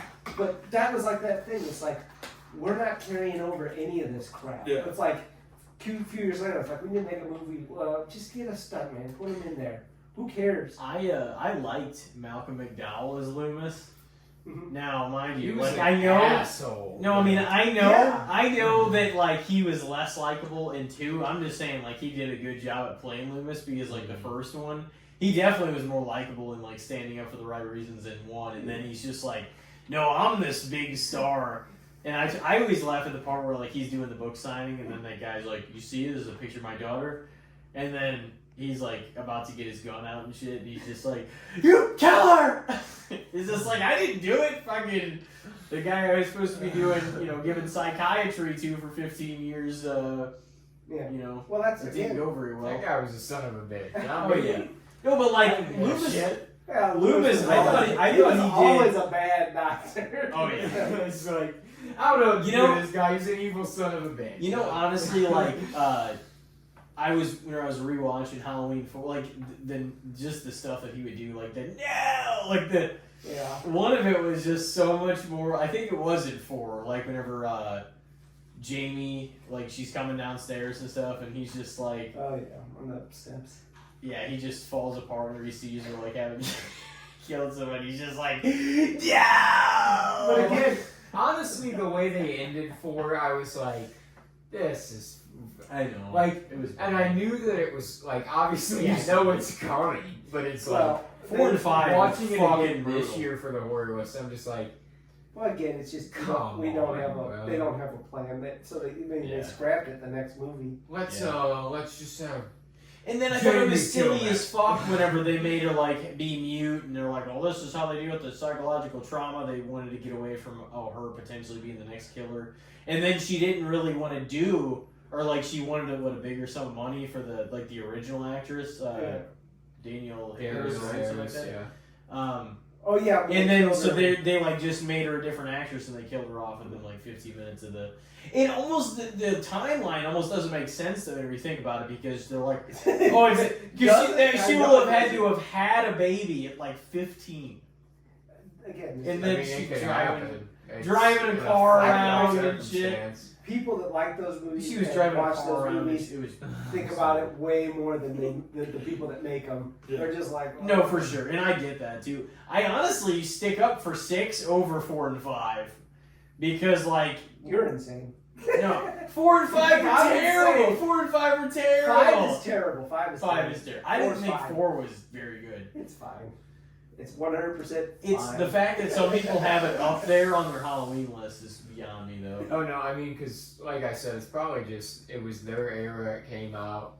They were excited to have Michael Myers. We back. always stick up for the things we grew up with, Yeah. though.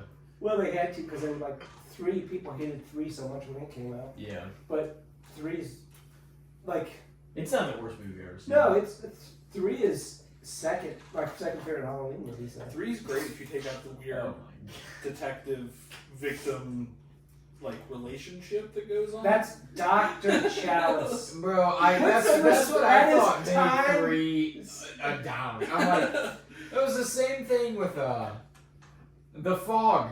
Did the same shit where it was like, why do we even need this weird ass romance? I know I'm the lead investigator on your dad's death, but like, Oh, we we're were- in He's 30 not- no, he's dude. not- he's 30 not- minutes he's ago, just a we doctor fucked. who was in the hospital with her dad came in. He had nothing to do with the case. He just was like, yeah, I'm a mustache doctor in the 80s. I'm a Tom Sully wannabe. I'm gonna get me some strange. I'm gonna drink and drive and get some strange. And you know what? Good on him. Tom Atkins in the 80s had it going on. Yeah, dude, Tom Atkins, they tried to sell him as a sexy son of a bitch and everything. Well, that's when he jokes about that in The Fog. He's like, I don't know why. He goes, but I'm not gonna stop it. yeah.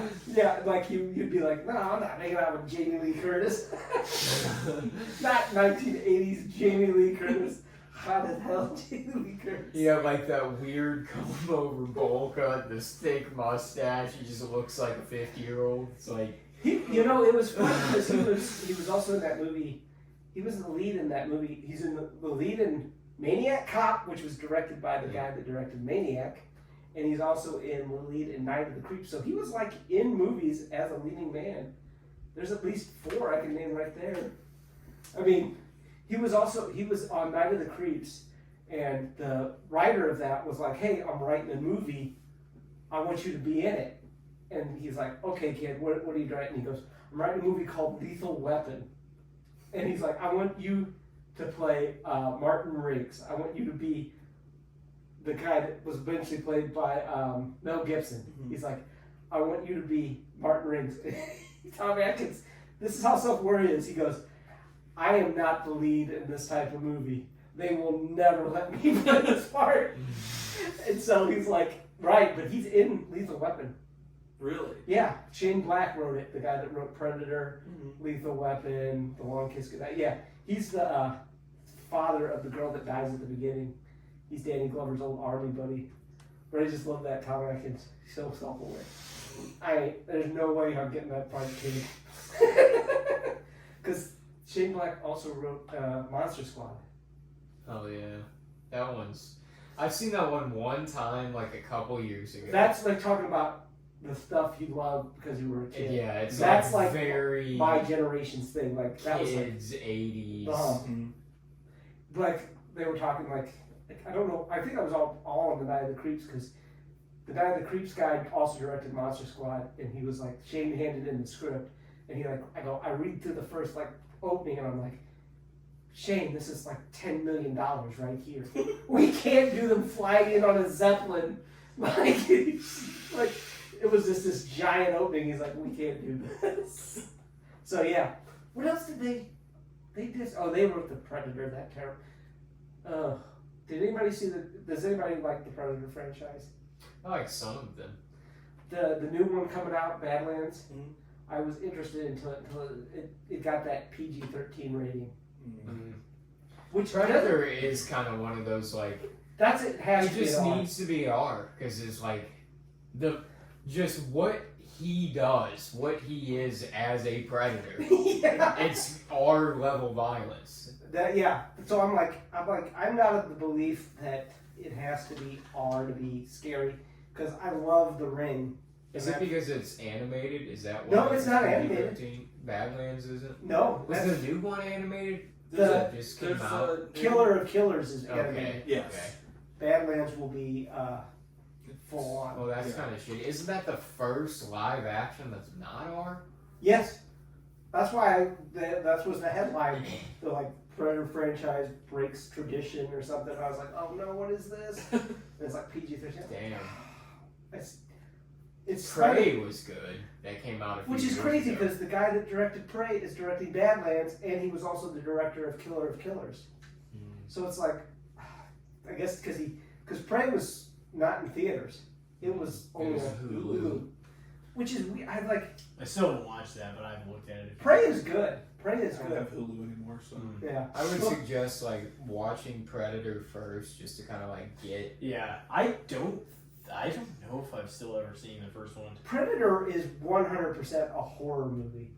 The first one, it's a sci-fi horror movie. Yeah. That's 100%. Yeah, there's a lot of action in it because that's the setup. Arnold. Oh, yeah. Arnold, yeah. There's It's a the He same was way the action star for a while. It's the same way people debate the first Terminator. If is Terminator a horror movie or an It's- action movie? you could make it. I would say it's more of a science fiction movie, but if you told me that you would think it's horror, I'd be like, yeah, because it's got It's kind of a slasher movie. it is a slight, just a guy going from a phone book to Kill blow people away. every Sarah Connor. Connor, yeah. But yeah, so I mean, but yeah, the first Predator, 100% horror movie, and I love 2 too because it's so mean and gross. I love those mean and gross movies when they're really. Well, hey, your favorite Randy was talking about that in Scream 2. He was talking about Terminator 2 being pretty good. Whenever they were debating The sequels. sequels. Yeah. Terminator, I'd probably seen Terminator 2 more than the first Terminator because that was like the first R movie I got to go see. Yeah, that's how old I am. That was 91. What are some of the first horror movies that you ever remember watching? The first horror movie. This is terrible. The first horror movie I got to go to by myself, not by myself, but with my friends, was Jason Goes to Hell. Oh no! You know what the best part is? Fire one. Oh my! No, you don't. I had never seen a Friday the 13th movie until I went to that one. So That's the first one. Yeah. Well, it was the least Friday the 13th. That's what that's why I like it to this day because I went in and I didn't know anything. I just knew it was a hockey guy that killed people. I did not know the lore. So I go, I guess he's a little demon that goes from people to people. All right. And you watch something else and go, what the fuck were these? I didn't see those until I would say it was at least a decade before I saw any more of the Friday the 13th. Oh my god! Yeah. So you're telling me you didn't rush to the theaters to see Jason X when it came out? No, I watched that on video, and I was like, "Oh, this is kind of fun." I didn't even see that for the first time until last year, officially. I had flipped to it and seen parts of it, but I eventually watched it. Yeah. Definitely not the worst of that series. No, but it's not great. No, it's not. But it's better than It's Jason got one fucking of Goes to Hell. my favorite horror kills of all time. Maybe. About it. Everybody goes that. That's what they say. You watch it for the nitrogen, Yep. right? And then you can just stop. Yep. The head freeze smash. Yeah, that's why I'm like, it's got one of my favorite horror kills of all time. This falls in the top 10, but the rest of that movie, get it the fuck out of here. That was another movie. That movie. Hey, they tried something. What did you say earlier? It is 24 frames a second. It implies motion. Yeah. It can be legally considered a movie. But that movie got made and then sat on the shelf. That movie was made or in production before The Matrix, which was 99. And that didn't come out to 2001. So it literally, they were making it. Then the Matrix come out, and they were like, because this was the first Jason like used digital effects, and I think the Matrix came out, and they went, shit, this does not look even close to what this looking look like. So they just sat on it, and then finally just dumped it like 3 years later, because it was done before 2000. That's why you probably always see different years for its release date. I've seen 2000, I've seen 2001. Some people act like it came out in 02. Yeah. It's just like, I don't know. I think 01 is what they... Was it even theater released, Jason X? Oh yeah, but it did. Yeah. Shit. And then Freddy versus Jason. Which was 2 years later. And that was in developmental hell for 10 years. Yeah. Like, I think they made Jason X because they were like, we gotta fill the gap of the time between these movies with something. Yeah. It wasn't even like, we want to make this movie. It's like, we can't let people forget this guy exists. So Google even has 2 different years. It says 2001 on a bunch of things, and then it says under the quick facts, it was released April 26, 2002. Yeah. But it also and says then it was 2001. shot in 2000, and then yeah. Hey.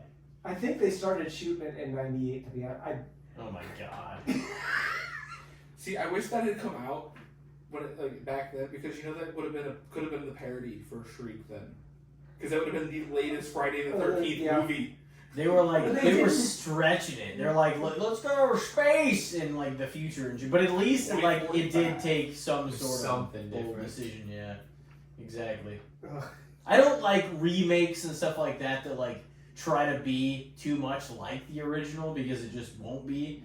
So at the very least, I can admire going a different direction in some ways, if you're gonna remake it.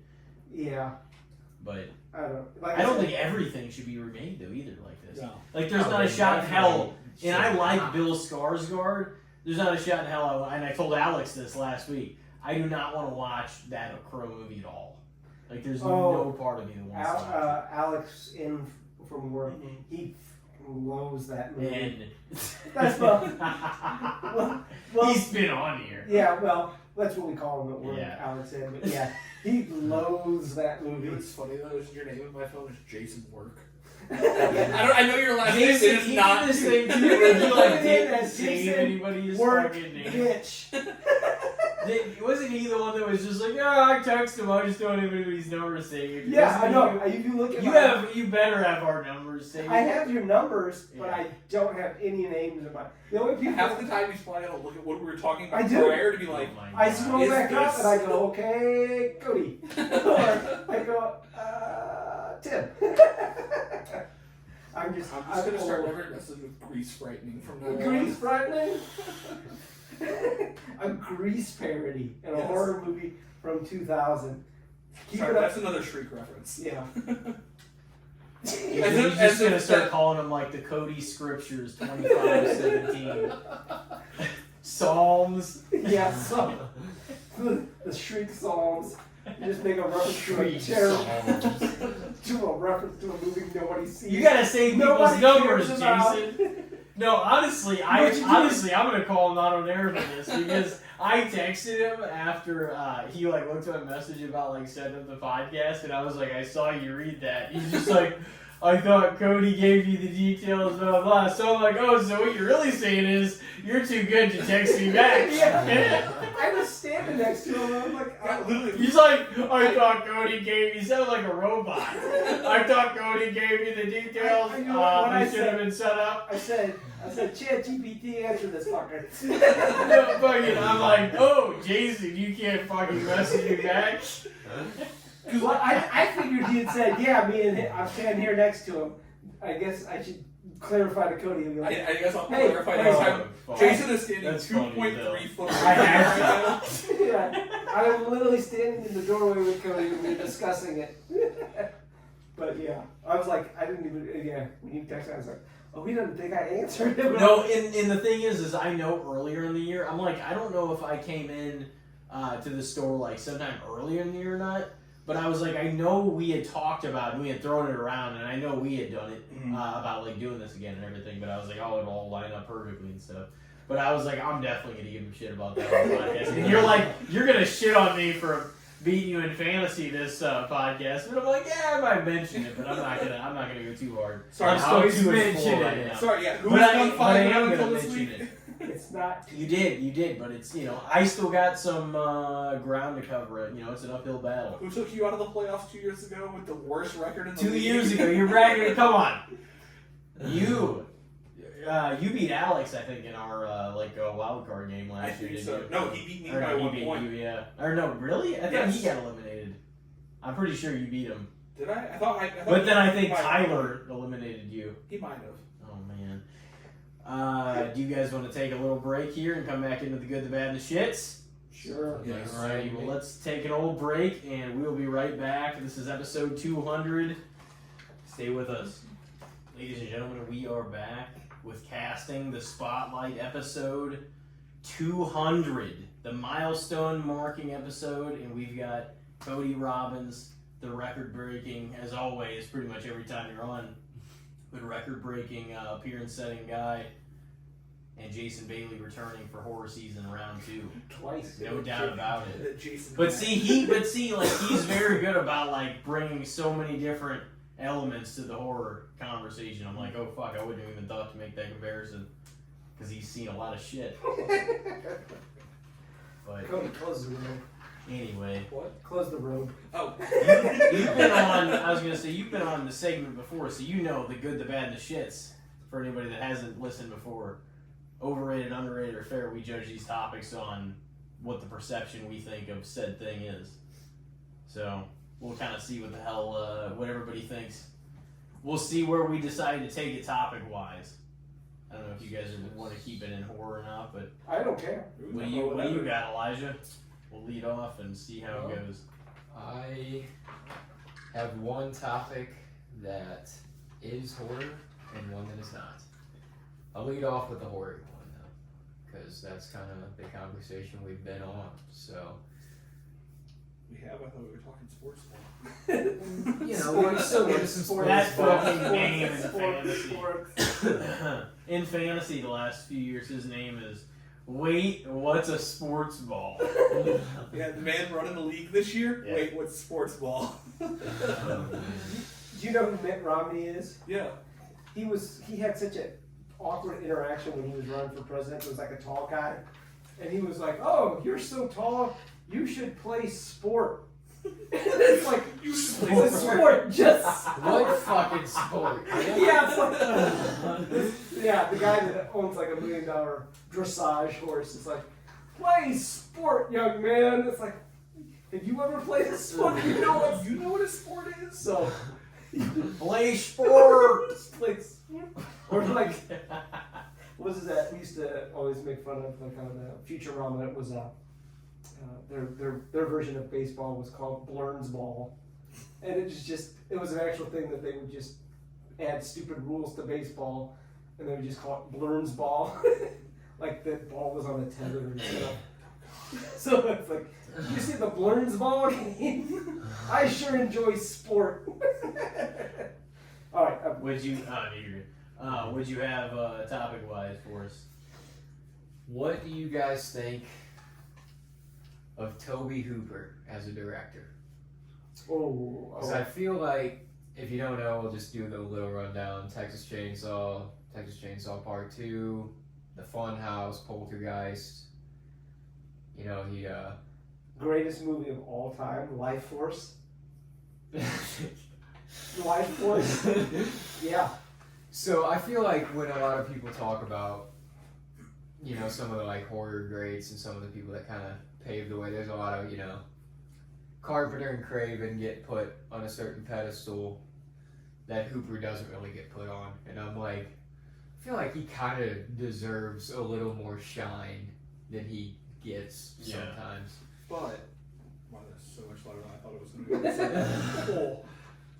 What you got to think era-wise. We grew up with more of the Carpenter, Craven, coming in, starting right before us and kind of coming through. Hooper probably matches better with the generation before us. He would probably be higher on their list than most of our generation would have him at. Carpenter was mostly from that era too. Though. Yeah. He was He had a lot. 70. He probably. The Scream movies were still coming out when we were Yeah. kids. That's the thing. Carpenter, he about 94, 95 is when he kind of lost his luster, because that was the end of In the Mouth of Madness. True. Like that was like towards the end of his career, is like his hot streak from Halloween till then. After that, then you would He get got like, tired of dealing with. oh, he hated Halloween so film much. industry. Yeah, vampires, and then Ghosts from Mars, which was like, I don't even know. He was like, "Where's my fucking jack? I need cigarettes. Basketballs on." But yeah, what do you say about Toby? I can go first. Yeah, you go for it. Toby's way underrated. It's one Texas Chainsaw is one of the best. Yeah. It's like just a great movie. It's like easily top 5 horror movies of all time, I would say. Yeah. Poltergeist, I know that people say Steven Spielberg. It's got Spielberg's fingerprints all over it, but he directed that, and that is one of the best haunted house movies. The Fun House is fun as hell. It's really great. It's like just kind of like a trashy carnival. Oh gosh, yeah. Like backwoods movie. Texas Chainsaw is a great black comedy, which is what it really is. It's not so much a horror movie. It's just like, See, he tried to say that's some horse shit. Like 2 is a comedy. That's what I'm 2 saying. is a horror comedy. 1, no, he was like, oh, that was meant to be a really dark black comedy. It's like, that was not comedy, dude. no, but and then Life. Drugs told him yes. I don't know if you've ever seen Life Force. No. No, that is the most batshit 80s movie you have ever seen. So would that be his Maximum Overdrive? Oh yeah, I would put that. That's Stephen King's cocaine. Yeah, that's what that would be that equivalent. If you put those together and told me I had to choose one, I'd just blow my own brains out, because I'm like, I can't. Let me try. If I had 2 kids, which one would I save? I'm just gonna die with one of them. I can't pick, because dude, I love Life Force so much. Like space energy vampires that come to Earth, and the main character literally walks around nude the entire movie, and London is destroyed at the end. It's one of the movies that almost bankrupted, or pretty much bankrupted Canon Films. Really?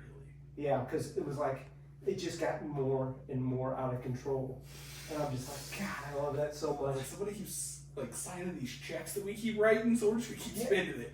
They literally, he also did Invaders from Mars, Oh yeah. which is really good. And then, I heard that. I haven't seen it. but yeah, he basically signed a contract with Canon, because they were like, we'll let you make what other movies you want. You can make 3 movies. 2 can be what you want, but you have to make a sequel to Texas Chainsaw. That's the one he wanted to do least. Man, that movie's fun as hell though. I love it. The Texas Chainsaw In Texas Chainsaw 2. Yeah. Oh God, yeah. when he comes out and he hits Chop Top on the head with the chainsaw. You dumb shit. Blood on the plate. Yeah, but no, he's way under. He had a very good ability of getting his actors to look like they had really gone insane. Like if you watch like the end of Texas Chainsaw, when she's in that, the first time I saw that, I was like, oh my God, that lady's really damaged. I think she was just like, thank God we're done with this Yeah, she's horrible She's filming. just like, she is.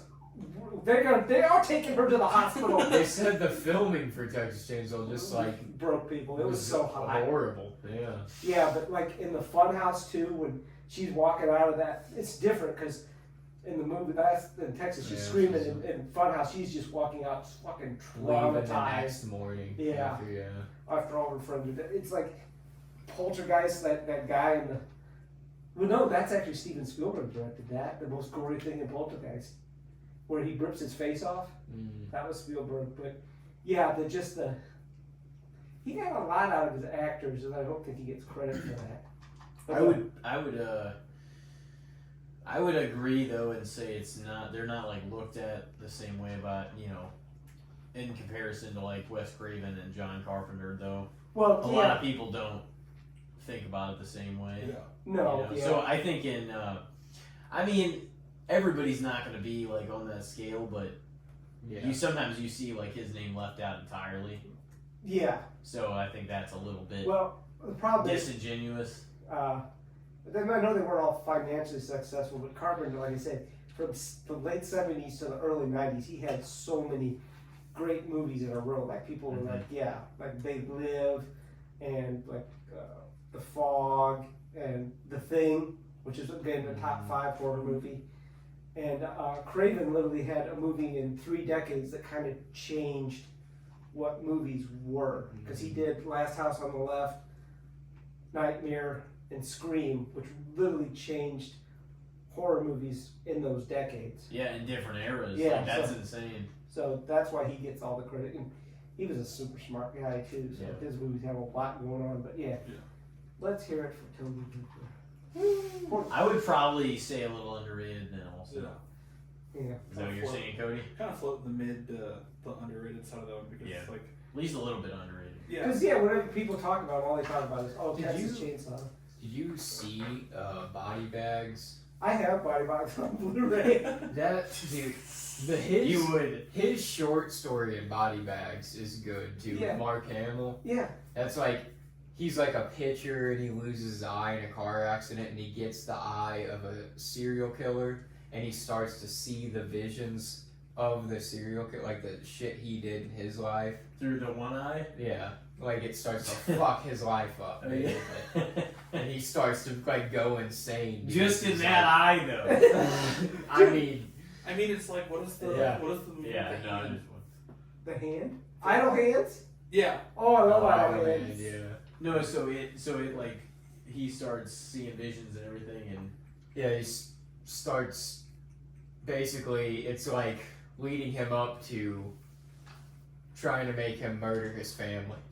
Basically, like, Yeah, Body he's like a good guy before all this, and then he has this accident and he gets this eye, and it turns him insane because he's seeing all these visions. Yeah, and he like, it leads him up to almost basically murdering his wife.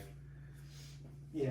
It's just like a bunch of like short movies, like It- Body Bags. what I've it never was- heard of it's this. like a 3-parter, Yeah, but it's, okay. What was happening was they were gonna, like Tales from the Crypt, they were yeah, gonna it do was kind of a like a Tales series. from the Crypt. So there's 2 segments directed by Carpenter, 1 by Hooper.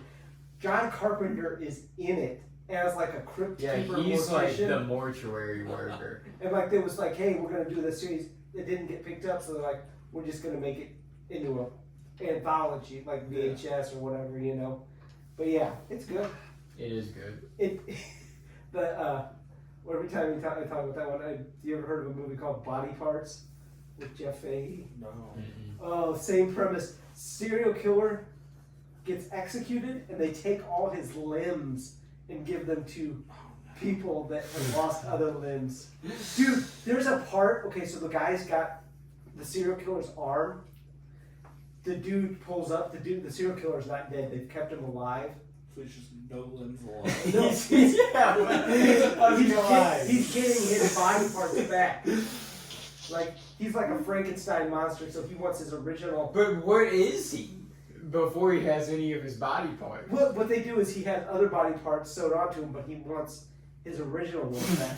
So there's a part where Jeff Fahey's like at the stoplight, and the dude pulls up and just goes and hits him with a handcuff on his arm, and just goes drives off, and so these dudes are like driving handcuffed together. It is fucking awesome. But yeah, dude, at the end when he's like in his neck brace walking around the killer with the shot, it's got Brad Dourif in it. He gets like I think he gets an arm. Some guy gets like the serial killer's legs, Yeah. and he like they're super powerful for some reason. Like this guy can dunk. But yeah, it's something else. Serial killer has supernatural abilities for Yeah. some reason. Yeah. It's like, well, nobody's gonna stop him. Yeah. That guy can dunk. Searched Body Bags, added to my list. Guess what it's on? To Of be. course. Oh man. To be. It's I on always like Peacock as the well. commercials always like doobie. Yeah. It's just always so like sweet and simply. Yeah. I think I watched the Terror Train remake. Like Jamie Lee Curtis was in that Terror Train, but they did it. I think there's even a sequel. It's like it's the most beautiful thing. The To Be original. like Tubi financed it or something. Yeah. Oh, it's supposed to be on a train car. Oh no. Is it? It's new. Oh yeah, it's like, Oh, like a shit. couple years ago. It's a remake of Terror Train, but it's like 100%. You're like, that's not a train. That's some shitty set in Canada. Just sitting in a cardboard box. Yeah, there's like there's like two fucking PAs that aren't getting paid shit out there. Wait, I want to get in movies. Yeah, I want to work on movies. What'd you do? Yeah, I stood outside of a wooden box and pushed it back and forth For so 8 it looked like a hours. train ride coming through town. But yeah, no, the Tubi originals, they're all terrible. So thankful for Tubi. You can catch some gems on there. Yeah, for there's some free. stuff on there, like stuff that's gone under the radar or stuff that's so old that, you know, there's I no. think Haunt's on there. If not, it's on Shudder. Haunt's awesome. If you guys haven't seen Haunt, you guys should. Yeah, I put it on my list last year. Did you see it? I watched it. Yeah, I did. It's on my list to watch this year, but I have not seen You it. should. It was very good. Did you see it? No, I definitely watched it. Did Yeah, you see it? No, it's still sitting on the I list. liked it. Those guys made a movie called 65. Mm.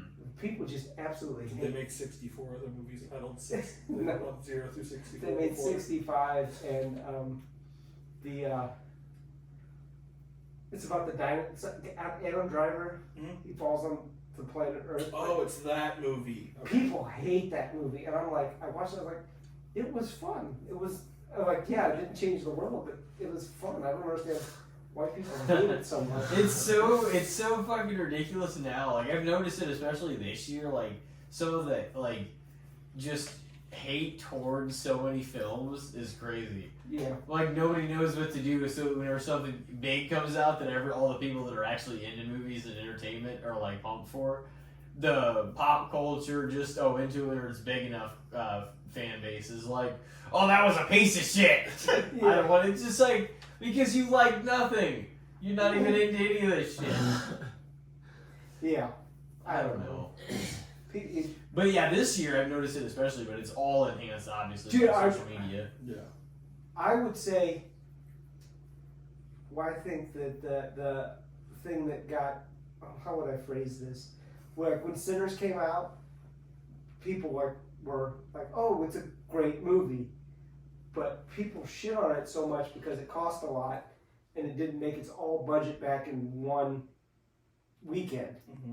So I was like, people were like, well, it's Made One- a ton of money. Though. Yeah, it's still like- like a it's top an- 5 earner. yeah, it's an original property. Yeah. It's R-rated, and it still made a ton of money for an R movie opening Yeah. weekend. It's probably people- the top earner of a horror movie. Yeah, It it's had a lot of viewership when it was yeah, on but I streaming think too. somebody like Variety or somebody was like, "Oh, this is going to be a fit," and I was like, the instant reaction to opening weekend, I think, is overrated.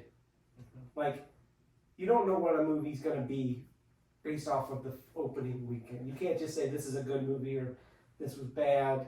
Like, I think we put too much emphasis on what a movie does the first weekend. Yeah. I think, It has to be an instant classic. Or It has- it's yeah. Fucking written off. Yeah. like, I That's always- how it is. And people want instant results. Like I think about I was talking about Carpenter. The thing got brutalized when it came out. Oh People yeah, hated it. nobody like. Yeah, that's what Yeah, Elijah's It talking didn't about. make a lot of money, and You know, people they shit on it. and it's like, oh yeah, wait, it's really really good. And that was a huge, cult classic.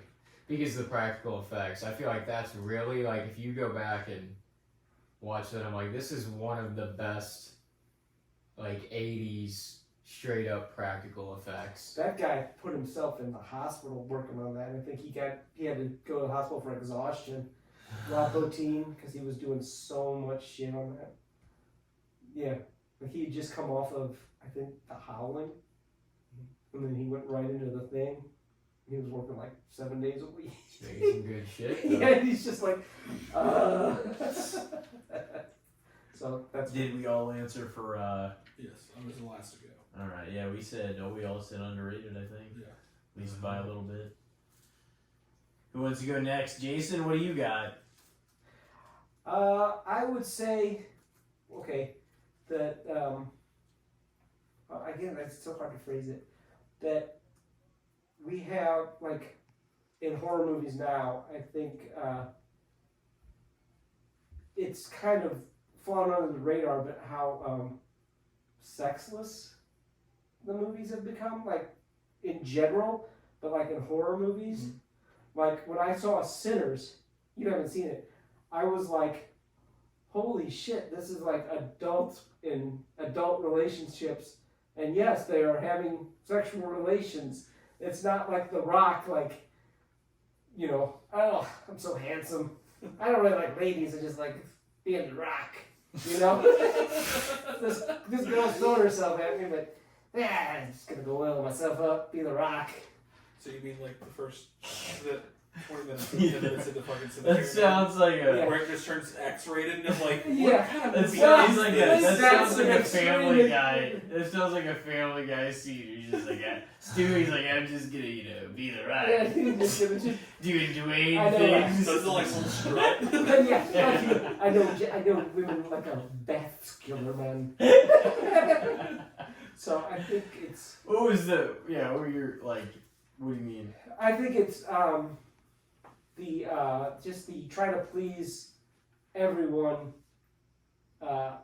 mentality is overrated. Like that, we need more stuff that's like weird and willing to take chances. because like Sinners is Yeah. really a weird movie. Again, like Longlegs is weird. Yes. Not so much the sex. I think stuff. like we gotta stop. Like I'm not saying we make stuff that's, you're not obviously gonna make something that's like purposely offensive, but you've gotta like be willing to, like, if people aren't gonna watch it, it's like you gotta be willing to like, step outside the lines and like make something creative again, because otherwise we're just gonna be confined to these restraints that there's only so many things you can do, and creativity suffers, which is like literally the opposite of how it's supposed to be.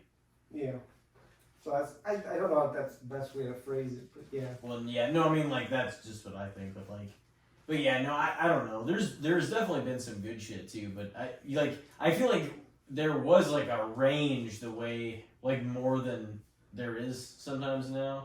Like, is in, not that everybody makes the same movie, but everybody kind of abides with the same guidelines. Yeah, like when That's what it feels I like. saw Nosferatu, I thought that was going to be weirder. That was another thing that was disappointing because it's Robert Eggers and he's done weird stuff. Like The Witch was, Witch was pretty. It was weird, but what was The Lighthouse. The Lighthouse was is so weird. That was weird, yeah. And then what is The The Northman? Northman? I The love The Northman's Northman. dope. Yeah. And I was like, that's got such weird sexuality in it too. But like Nosferatu, I was like, it's basically about a vampire that wants to bang one particular chick. Yeah. And it's like, this is not that weird. But for the setup of the premise, I'm like, you gotta dial it up a little. So some of those movies, like, let you down in that regard? In that way, and Yeah. in his weirdness, and then like again, it wasn't until I saw Sinners where I was like, oh shit, there's two people, Yeah. having sex that love each other, and it's not like that. Oh god, I always think about that stupid. Was it which Captain? There's the Captain America. I guess it's Winter Soldier, or because he kisses that one chick that's been like in the background for like. Is it Peggy's Not daughter? it's Peggy's daughter or granddaughter. Yeah, probably. Yeah. Because he was in the ice for like 70 Yeah. years. And I watched that and I go, you would fucking have a better time kissing Bucky. You look like you were fulfilling a contract. I said, you love Bucky more than you love this woman. Way more. You have way more chemistry with Bucky. This is the most fucking PG neutered thing I've ever seen that they're like, hey. X-rated version of No, they're doing that because they're like, hey, Captain just so America. you know, Oh. Captain America is not gay. He likes Bucky like a man, like Vikings. He can't have anything heterosexual, boring love. It's like, He wants him to kiss Bucky. yeah. That's what he's saying. I would have rather seen that. I would 100%. I may have kept up with the movies if I had seen that. Because I was like, This feels You forced have- and awkward. You have nothing in common with this lady. She's the granddaughter of the woman you love. This is gross. Two hot people kissing, and I'm like, this is gross.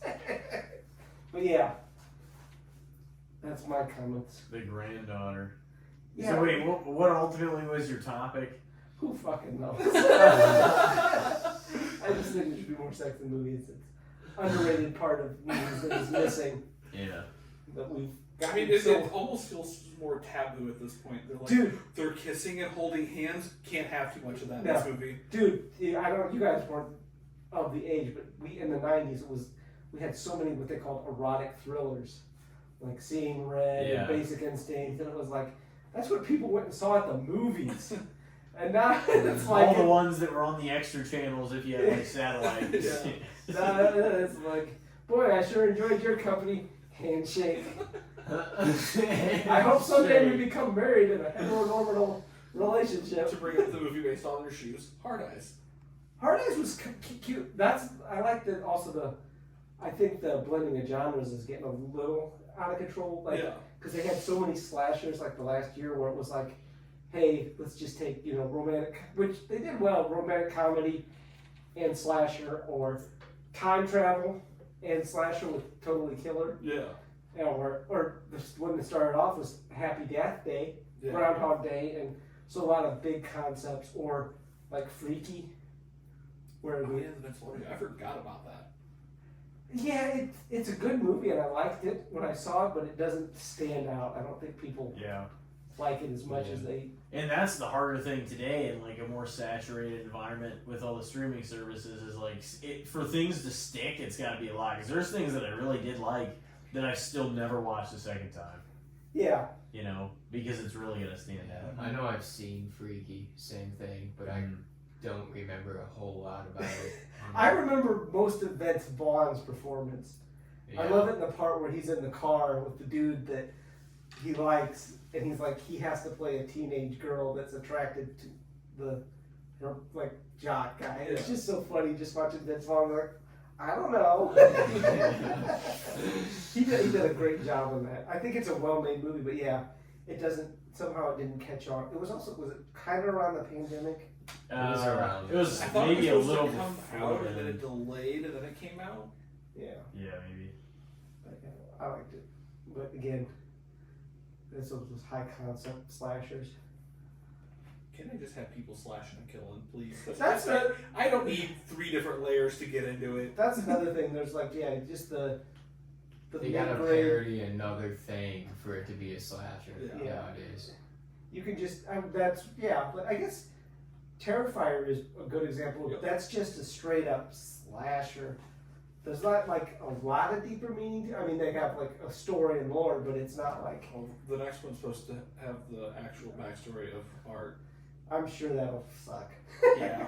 Just don't explain it. They keep getting more money and they keep getting less grimy, and I'm like, man, You know what? I love 3 to death. It might be my favorite of the 3, but like, What they No, they shouldn't tell any backstory. It should just be the fourth one. they'll just do it like No, the they need Joker. to going give us forward. what it is. They need to, at this point, they already started trying to say some stuff, yeah. I explain don't think some the stuff. whole movie is going to be like his whole backstory. Because, I mean, the third one, ends with the battle kind of ending at the time. Like, he gets away, she doesn't immediately follow. We're going to get another stupid fucking time jump like we got going into the third. It's not that much of a time It's jump. like 5 years. Oh yeah, Because she spends all 5 years in the cycle. Yeah, because I was like, well, it's just in December, and Terrifier 2 is a Halloween. But I forgot it. There's no actually. It's 5 years Christmas. Between 2 and 3? Yeah. Yeah. Because I don't think there's ever like a card that says 5 years, but when they talk, they mention it being 5 years since she went into the psych ward. That's kind of where I got the fact that it was the 5 year gap, that it wasn't like right after, that she'd been in and out of the psych ward for like 5 years. Yeah. Okay. Because I mean, the kid was Yeah, well, that's why in they- school, yeah, and then yeah. he had to all of a sudden be in college. That's why they had to do it because he goes, the goddamn kid grew Yeah. He grew like 5 or 6 inches in between movies. Like he is no longer It's like- going through high school. It's like the kid. yeah, her brother. Mm-hmm. So it's like, how do you go from this is 2 Jonathan. months later? Why is he a foot taller? Why is he wearing that sheet? What is this? That's not my boyfriend. Grown man. Yeah. He comes back. He's got like a beard. Yeah. It's like I mean, balding. think Stranger Things. They're still trying to pass off those are kids in like the fucking 80s. Dude, They're all like pushing 30. They have to. She's this 20. last season, She's like- they have to. Well, it's say it. they're This is adults. it. This is Yeah. the final. All You have- 5 They have to be episodes. adults. This they have to have a huge season. time jump because Yeah. Millie Bob Brown's she's married and has a kid. Yeah. So it's like I mean, can't play a Finn looks like he's pushing 30. Yeah, Finn's a he's big been in gangly so kid. many things Yeah. now. So this season's it. It's only like 5 episodes. They're all like over an hour long. We're supposed to get the first round like the next couple weeks, and then I'd say December, and then end of December the last one comes out. Stranger Things is What's really that? overrated. Anymore.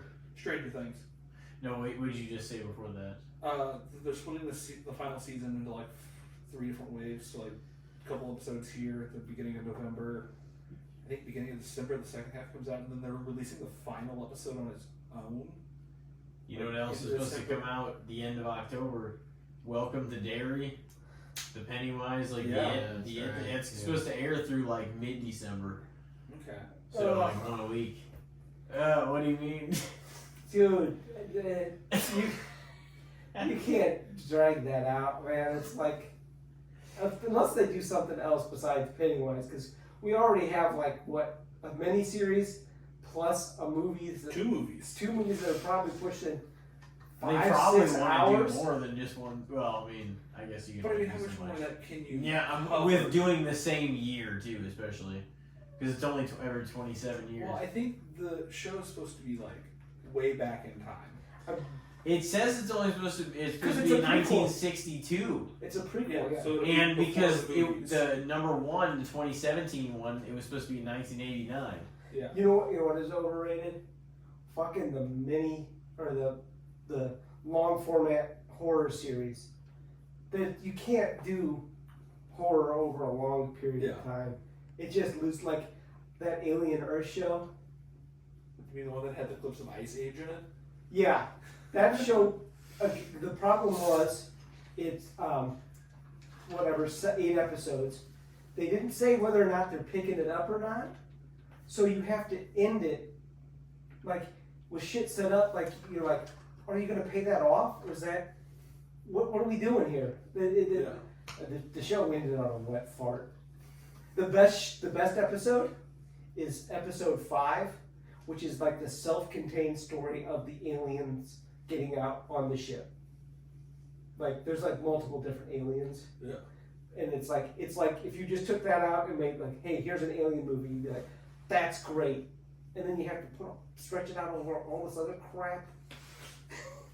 Like it shouldn't be a series. The Crystal Lake thing should not be a series. Is it still I coming? don't think it is. It's Yeah. no. The cast people, it's coming. We're gonna get a fucking backstory about Jason. It's Poor- coming. About Poor time. misunderstood Let's go. Jason. You know, it's not his fault. He likes planting machetes in people's faces. He's had a lot of trauma.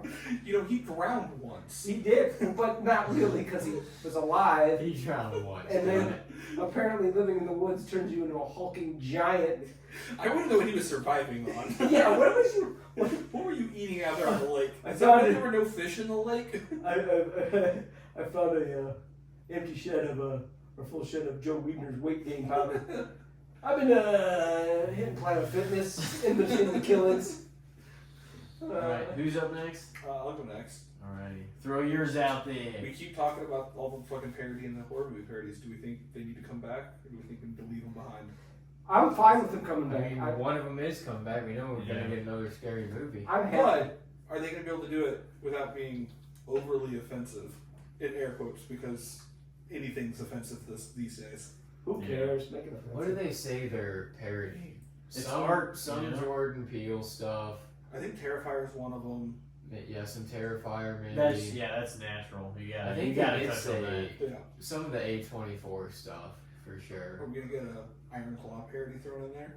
That was a goddamn horror movie. Yeah. Who's doing the movie? That's what I know. It's It's the way. They're involved, but they're not the main force. they're not the main ones running it. No, I think Marlon said he's like, Did you see him? no, I didn't.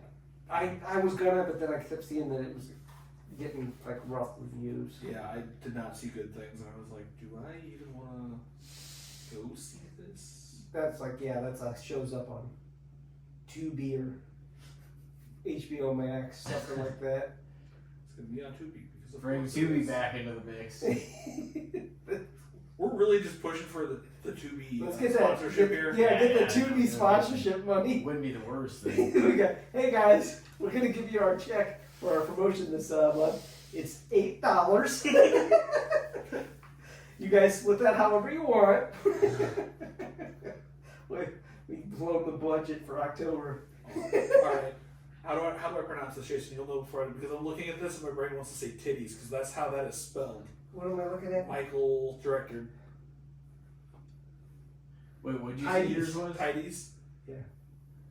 This was the new scary movie. We're trying to figure out who directed it. Oh yeah, yeah. Oh yeah, the horror movie parodies, right? Yeah. Well, give me a list. Yeah, let's see Aaron, what Anna else Faris is and there. Regina Hall are coming back. Yeah. Just give me the list. Please give me the list. I think our new straight up, parody's fine, because we've had so many satires, kind of You think fair? fair. Yeah, like I brought up Tucker and Dale versus Evil. That's kind of a horror movie parody. Yeah, Yeah, the backwoods hillbilly killers Yeah. are actually the good guys. These kids were in a suicide. Shaun of the Dead. That was Yeah, another Shaun one of the that's Dead's like classic. a parody. That was good. That was good though. So yeah, there is some good ones out there for sure. I'm gonna say fair because I don't think it's something that should be overdone. Yeah. But it is kind of like fun whenever somebody executes. Well, they that ran. way. They like anything. They ran it into the ground in Yeah, the 2000s. You mean like And that's what gets they did with exhausting. The epic movie, the superhero movie, the Disaster movie. not another teenage movie or whatever. Not another teenage movie is probably the best of those. There's like actual actors in that one. Yeah. Chris Evans is in that. So that's not what I'm thinking of, but yes, I'm thinking of when they, like the late 2010s when they did the other run of parody movies like that. Probably. We ran them all into the ground because there was like what the Twilight one. just Randy Quaid's in not another teenage Yeah. movie. What the fuck's the kid? What's the football kid's name? Because they keep like they have the counter on like the Billy Bob. Billy Bob. The concussion. yeah the concussion counter on the scoreboard. Just let her dad. Dad, I really like him. Enough to give him head. I'm like, Jesus Christ. Just that movie. What did he whisper in your ear? Nothing. He just leaned over and went. That's a good parody. Did you answer for that one, Elijah? I'd say fair. I mean, I don't think that they should be overdone by any means Yeah. because they would get old. But Yeah. there's some Really good got ones old. out there. So, in the horror movie parody category specifically, I would say fair. Parody movies may be a little overrated, Yeah. but Yeah, we didn't get a lot of great ones. No. There's a couple. The one I really like in the 80s, it was the big time of the parody. One thing I wish I could, we're talking about Jaws. I told you that, where they were going to do a comedy for Jaws 3. Yeah. It was going to be called Jaws 3 People Zero. And it was like written by the people that wrote like the airplane movies and the Naked Gun movies. And Steven Spielberg told him, "You fucking do that, I'll never work at Universal again." Damn. So They he, didn't want that. That's bad No. business. so he killed that one, which was like, I would have really liked to see That what. would have been good though. Yeah, an 80s parody of a horror movie from like the airplane guys. Would have been right at least. Yeah, the Naked Gun, I love the Naked Gun. Anybody else got one? Or? Oh yeah, no, I got one next. I mean, this is just the first round. I'm gonna throw mine out there. What do you guys think of the importance of kill count by the main antagonist or the villain? Does it matter how many people, or does it matter more that the story is executed well and like there's meaning in each death or kill? Or Okay. does it so like, and honestly this could be a nuanced thing for sure. But what do you think of the importance of the kill count? It's overrated. Yeah, that's you know what my biggest gripe with Halloween Kills is? That movie's just here. How many people can we kill in a movie? Yeah, there's like 4 or 5 I remember, Yeah, and I'm like, who the hell is that getting killed? They do that though with Halloween and Friday the 13th. They're like, oh, how many can we kill? And then like the other franchise kills X amount. I was And thinking then- that actually to myself the other day though with the kill count thing. So I'm like, I used to maybe hold more weight to that. Not even that I thought that it like made the movie better, but when I just like paid attention to it a little more.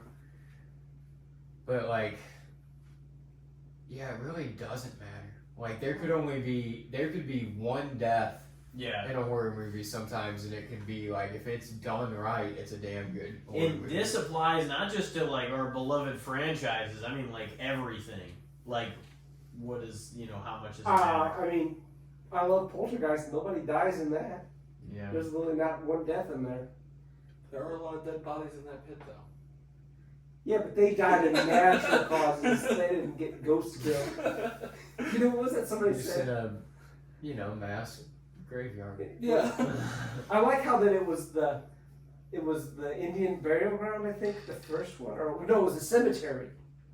The first movie, Mhm. right? And then the second one, they're like, oh, but there's more dead bodies under those dead bodies. There's a cult that died in that cave. And it's like, what are we doing? How many bodies can we fit in this hole right now? I think I love the Ring, and I think 2 people died in the Ring, right? The little girl at the beginning. And then the boyfriend, the Yeah, and the guy. partner behind. at the end. It's like 2 people. And that movie fucking The freaked me out. horse, man. I The still horse think that fell off fucking the Freddy. boat. I still think that Freddy got fucked over in Freddy vs. Jason because he only got 1 kill. Oh, and shit. And Jason got to kill like 17 people. yeah. But Freddy's dead, remember? We Yeah. just watched the whole Dude, movie no. on that. And every single horror franchise has like the final chapter, and all of them had more after that. I'm so glad Halloween didn't call Halloween Ends the final chapter. Oh yeah, no. I mean, and if it is, it'll be something else. Like nobody can ever make like an honest to god 3rd Halloween film in a trilogy. It always gets fucking corrupted This by Halloween something. release had Jason or fucking Mike in it for more than 30 seconds. Yeah. It was actually his movie, not a movie based in another like time universe that has the movie Halloween in it. If you were gonna do that, like you would have had to change the story up in the 2nd one, not the 3rd one. Yeah. Because that's the only way people would have accepted it. But they wanted Michael. They wanted I'm to do sorry, a they dangled Halloween how much money in anthology. front of their face and was like, you want to make a 2nd Halloween movie with those Yeah. characters? It's like, fuck yeah, I do. They won't stop unless they stop making money. Yeah. That's The truth about it now too. Like even if the movie's really successful, like the studio is gonna want another one. yeah. I think franchises are a little overrated. Yeah. Like, more the one I'm really starting to get until I see the new one. I'm kind of like, oh, Scream is overrated. People seem to love the new age, but I'm like, it's kind of just following. It's the movie about breaking formulas has started its own formula. How can you keep adding to a movie that doesn't feel like the same movie over and over and over again? Yeah. Yeah. So that's kind of what 5 and 6 felt like. They felt like the same movie, but they're like, well, these 2 are back. These 4 are back for this one. This one's actually related to somebody from the original, but that's about Yeah, the that's difference. the other thing. They bring back Kirby. It's like, well, we're taking away kills now. So that would I'm like Yeah. that. I think yeah, but like too many people with it. Also, you gotta go the opposite way. Like what? Everybody's fine. I don't- Okay, what I are we just- watching? What are we watching? I just don't see More like people coming why they back all the have to time. keep adding to like all these series. You know what I mean? Like It's money. It's I mean money. it is money, but it's Well, yeah, it's 'cause just as far as integrity goes, there is none. They don't care about It seems integrity like- anymore. Yeah. I would say They're that gonna keep churning out the same movies because it's gonna keep drawing money in. And it just sucks because all of our they're gonna suffer because of it, and it just like the quality will, because it'll be like, Well, I mean, I don't doubt anybody here saw Conjuring Last Rites, right? I saw it. Did you see it? I Yeah. did not. I didn't. That made so much money. That's like the fourth movie in the franchise. The only reason I would be fine with that is because maybe that'll allow something else to get made. Because it's not an expensive movie to make, Yeah. and it makes so much money that Yeah. now the studio is financially better. So maybe they'll take a chance on something small. Like here's $5 million to make something weird, versus something else. Yeah. Well, anytime a horror movie makes a lot of money, it's great because it kind of crosses into like mainstream. Like a lot of the people that you wouldn't normally get will watch certain things. Yeah, it feels like weirdly more mainstream. When I was a It is. kid, I it was mean- not mainstream. Yeah. You were like, it's like, oh, there's the weird horror kid, and it's Yeah. Longlegs making like 70 million. I'm like, what? Yeah. That would never flow when I was a kid. Everybody like hated Paramount, the company that owned Friday the 13th, hated it. It hated that it made money. It's like, we make prestige films. We don't make this crap. And it's like, well, this crap keeps making you money. So it was like more, I don't know if it was less people, but it felt more underground. But I also don't want to be like the gatekeeper kind of guy, like, oh, you think you like, horror Trust movies? me, I don't think you are either. You keep showing me terrible movies. Yeah, I want everybody to see everything. But yeah, Fucking Willow Creek. yeah. There's not many very good Bigfoot movies. So would you guys say for the kill count? It's overrated. Overrated. Yeah. Across the board? Yep. Yeah, you don't need a lot of No. kills and a lot of gore. Just they have to be meaningful more? Yeah, like I Progress the story, but not make it just like, hey, there's 4 people over there. Now they're dead. There's 5 people over here. Now they're dead. yeah, the ring kill at the end, that was like the freakiest thing I saw at the time. I was like, whoa. Just what happened to the faces. in Yeah. the ring too. That's what was wild. Yeah, just that Creepy as shit. calling out that TV. It also didn't help that the phone rang at the house when the actual phone in the movie rang. I was watching it, and she like picks up the phone, and the phone goes bling bling bling. I go, oh shit! I'm not getting that. What is it? 7 days. 7 days, because that's when she was alive in the well. Yeah. The one with the phone that rings. Is that the same? I don't think it's the ring. Yeah, that's the ring. 7 days. There's also one missed call. The ring. It might be one that's called. That When a stranger calls. I don't know It's a what lot it's of called. telephone. Yeah. horror. It was like around the time like cell phone. Black Christmas even is kind of a telephone horror. that has got some of the most horrifying telephone calls to this day. When they figure out that noises that come through that phone, you're like, Jesus. No, there's the Japanese version of One Missed Call is the original is really good, which is funny because the guy that made it was like, I'm gonna make it, and I'm gonna use all the cliches of the Japanese horror movies now to parody them. Like, I'm gonna make fun of them all, and people are like, this is a great horror movie. He's like, damn it. It is One Missed Call, is the movie I'm thinking of. Yeah. One missed call. Yeah. What the fuck? The J horror of the. Never seen it. You know, there's like No. that. I'm obsessed with that late '80s, early 2000s Japanese horror stuff. It's why they use like any international horror movies at this point. What's that? I think you just Except when evil lurks, he fell asleep. So Yeah. now we're gonna watch I it. didn't fall asleep. So now I I was gotta like, go grocery shopping. I gotta catch up on my correspondence. Write a few letters. So where were you seeing between 11 and midnight that night when you fell asleep in your living room? What's that? Where were you between 11 and midnight when you fell asleep in your living room?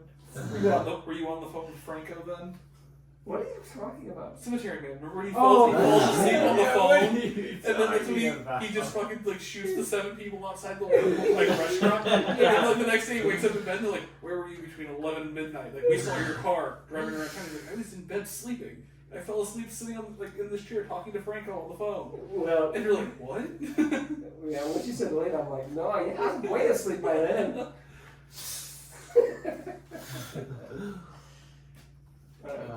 Another round, Elijah. What do you got? Cody, you watch some football, right? Some, yes. Okay. He should watch some. It's preposterous if I'm you. sorry, I like cars going in circle around tracks more than I like sports balls. It's preposterous. You could be 5-1 and not watch football. Yeah, Stats guy. I see numbers. I like Yeah. numbers. Yeah? That's just a personal gripe. I'm just, Well, you might have some opinion on this. What do we think of Tom Brady as an announcer? I mean, anything to make $1 these days, I guess. He's fine. Yeah, he's pretty good. He's getting better too. Yeah. Like his this first year game, he's is definitely better. gotten way better than like his first time doing it. You know? Yeah, I think he's fine. But you always get, like, people hate Chris Collinsworth. People hate Joe Buck. Like, what did Joe Buck do? People hate Tony Romo. I like Tony Romo. Yeah, no, he's not. I think, like, honestly, Tony Romo and Greg Olson are pretty good announcers of the modern era that were Yeah. former players. I love Greg Olson. Greg Olson I was haven't like the combed my divorced hair. alcoholic dad. You said. Yeah, that picture he looked rough. Yeah, He's usually got a hat on whenever he guests like on the herd. I just learned I don't get the kids on the weekend anymore. I got the serial rapist I gotta take care of. 2 weeks from retirement. Smoking a cigarette. He just looks like a bad 80s cop. Just at the end of his career. 80s cop. Yeah, he's a good announcer though, yeah. Hey, you're an announcer. It doesn't matter what Yeah, you you look don't like. really have to see it that much. What was that picture of, they had J.J. Watt next to the guy that he announces with? And it looked like an adult next to a child. Because J.J. Watt is just this monster of a man. And it's just a little cute. It'd be like Tyler Mane standing next to Jeanette. You're like, Tyler Mane. He wrestled for, we were talking about, you guys were talking about earlier. Yeah.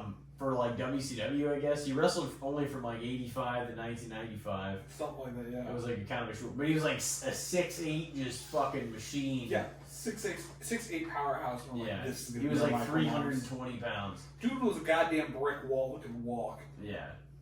He made a good Michael. Michael!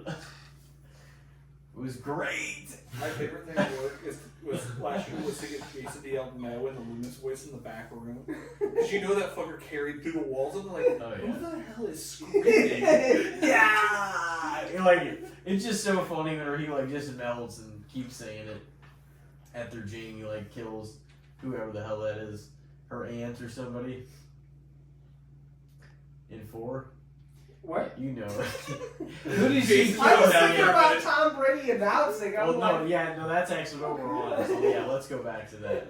I'm gonna say fair because I feel like he's gotten better since he started, and he's getting better. well, he did. You know he's gonna keep at it till Well, he gets. yeah, you know, really yeah. fucking good. That guy might be a little Oh, yeah. obsessive compulsive. Oh yeah. He literally pushed his start off, like he was supposed to start.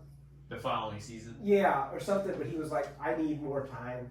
Because he literally went and was like talking to other announcers and watching. And he was really watching game tape and like going, I gotta be better. Mhm. So I'm like, yeah, I think he'll be fine.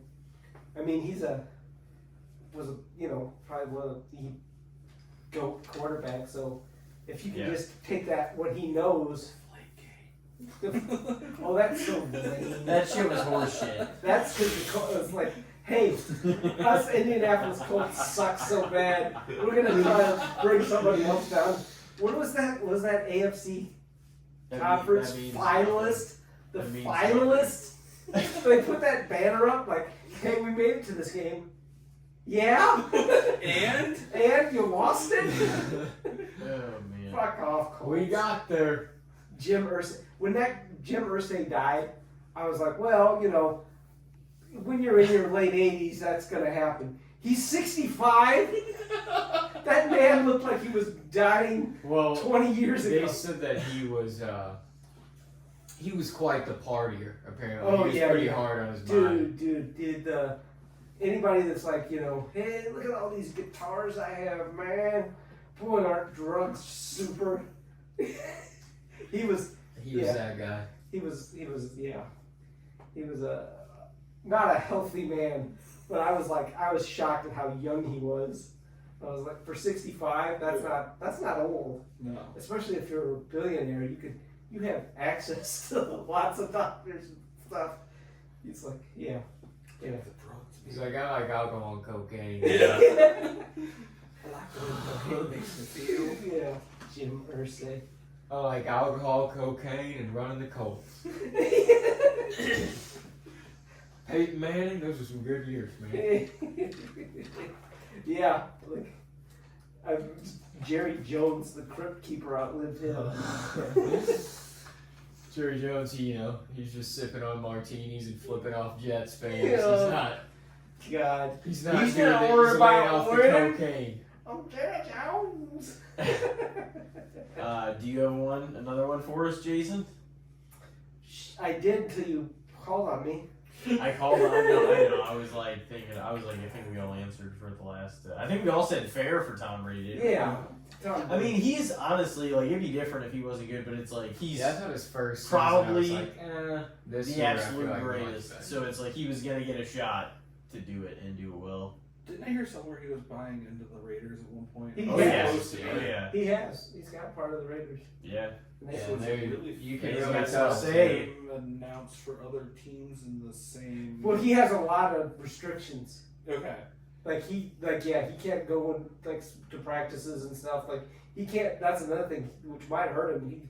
He doesn't have access as much to Like their the game. their players, or the game day stuff, or practices. Yeah, because that feels like conflict Conflict of interest there. Yeah. Yeah. So there was a lot of stipulations before they let him buy into it. So I think it's underrated or just overrated that you have to immediately be a success as a quarterback. I know The- the billionaire owners want to the- move off guys if they don't produce like immediately. Like I think that Yeah. it's underrated that you get time Yeah. to learn. My favorite thing in the world is that the Browns dumped on Baker Mayfield and said, this guy is fucking toast. He sucks. He is the worst person in the world. We're going to get rid of him. We're going to bring in Deshaun Watson, Groper Cleveland, and we're going to be fine. Oh, fuck! He's awesome. Now Baker is baking. Baker is balling out, and our guy played like 12 games. The It big was show. like such a disaster too. It was like rubbing salt in the wound to have the Browns disaster of an offense versus the Steelers, which they made the Steelers look good, and the Steelers are like a boring team. Yeah. And then that game ends, and they're like, now watch Baker ball out. That was the next game on, right Watch him- after the Browns. Watch him run for every inch of ground. Our guy didn't even play the same amount of people he groped. We paid this guy $225 for Yeah. 17 games. He I'm groped pretty like sure. 30 people. Yeah, he played less games than the amount of people that had accusations against him. Yeah. I just love Cleveland. How much of a And then they went and picked up a bunch of QBs this year, and I'm like, how many quarterbacks do you need? Well, they got rid of Flacco, right? Yep. He's Yeah. Bengals. They got rid of Pickett. I don't know what He got hurt in the and preseason. they shipped him off, so it was like it's Gabriel and Shador as far as I know. Yeah. And that Shador is the backup Shoot. finally. Shador is It only overrated. You mean the man that fumbled his career worse than most people? Oh Yeah. God. They still technically have Deshaun Watson under contract. Oh so- yeah. And I feel like, don't even sit out here on the field. Just get out, just get out of the like stadium. Browns, You you guys- guys, be I mean, still deal he's- with this problem. He tore his ACL, and then it was getting fixed, and then he re-injured it. So You guys will be on episode 1,000, and he'll still be on the Browns roster. So they'll be paying for him somehow. Injury Well, time. actually, it extends another 7 years because Yeah, we got his name's on the vending machine. we got to kick it down the road. We can't pay for this. He's got the injury time. So like, well, you were out for another 3 more years, so we're gonna hold on to you for another 3. Yeah, only the Browns. Yes. Did you? Have you guys? I mean, like, would be there 41 quarterbacks since 1999. Yep. Nobody else has even like 30. Have you guys seen the Naked Gun, the new one? No. No. The Liam Neeson one? Yeah. Well, there's a part like his wife has died, and it's like a joke, and she goes, the paralysis goes, how did your wife pass? She goes, great, arm like a cannon, 50, 60 yards easy. She could have gone pro. And she goes, she sounds like a saint, or a 49er, or a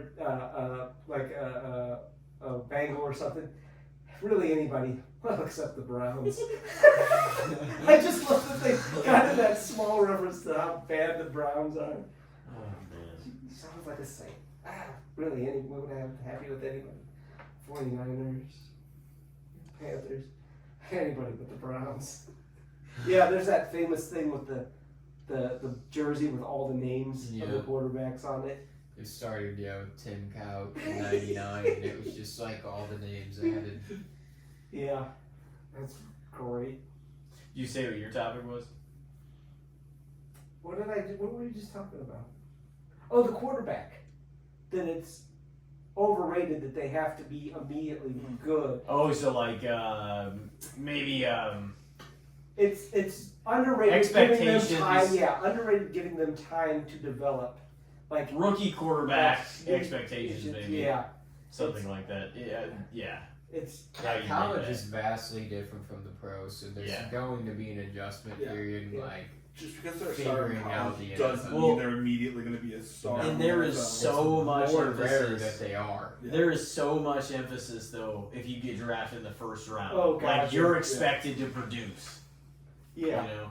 Well, but just look at Baker, Sam Darnold, the guy that was Yeah. literally seeing ghosts. Do you guys remember that the thing when he got Jets. when I was on the Jets, and then you know how they would do those graphics, and it was when he got mononucleosis.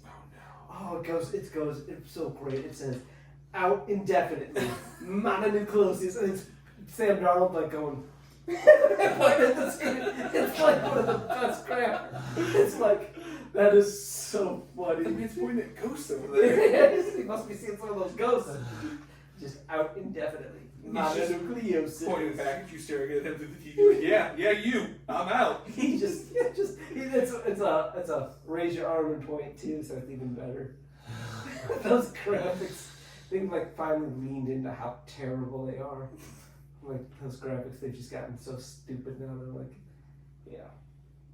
So yeah, I think quarterbacks should be given 3 good years, unless they're like really abysmal.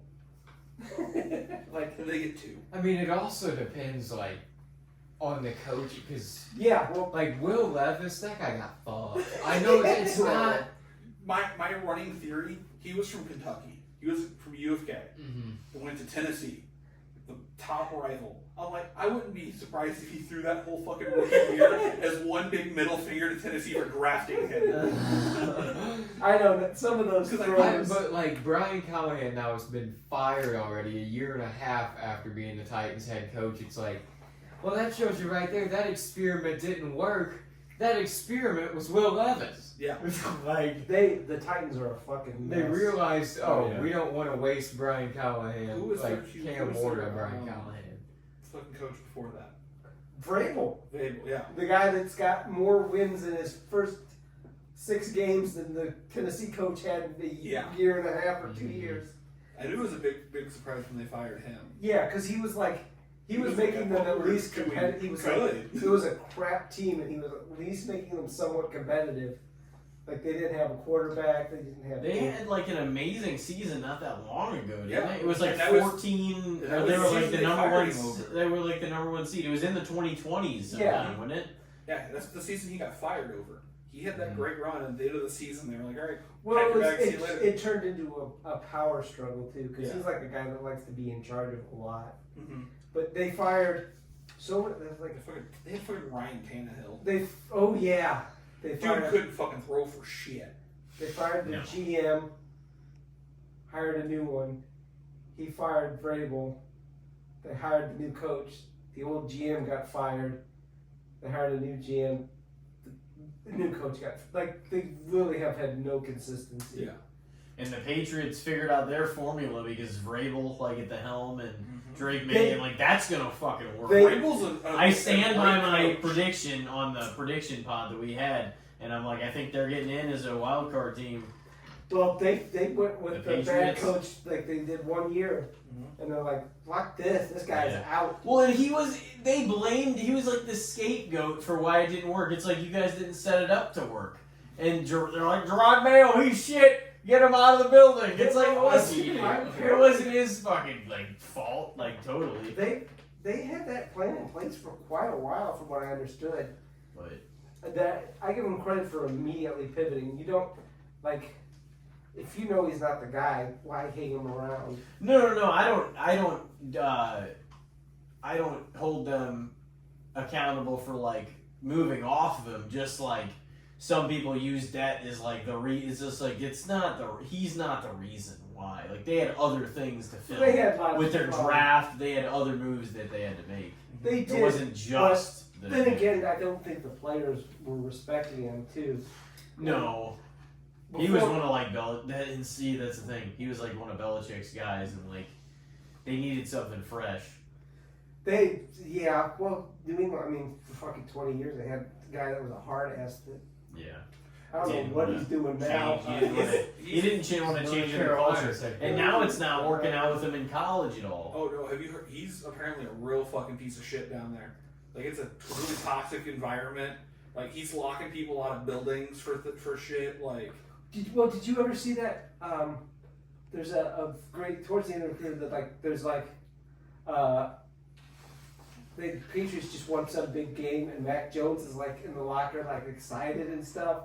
And he's like, yeah, and then Belichick walks in, and it's you could just see the fucking joy drain out of his face, and he's just like, hello, sir. It's just oof, that's rough. Just for him, never to be happy. Yeah, it's that's Brady liked it. Brady liked getting yelled at. Well, Up to a certain point. Brady yelled Oh yeah. Was it who was talking? Gronk was talking about it. When he showed up, he was thought it was going to be a certain way, and he's fucking Brady's out there yelling at everybody, telling them what position to be in and what they're going to goddamn do. He was a fierce competitor, though. Yeah, that's what I'm saying. That's how it was when Belichick was under. So that's what they're used to. Mm-hmm.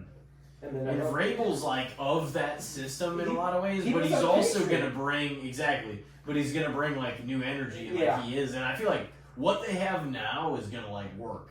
I think it's way it's better than it was last Yeah, year. and honestly, they're more complete right now than the Bills are in some ways, because the Bills defense, just like the Ravens defense, is fucking terrible. It's depleted.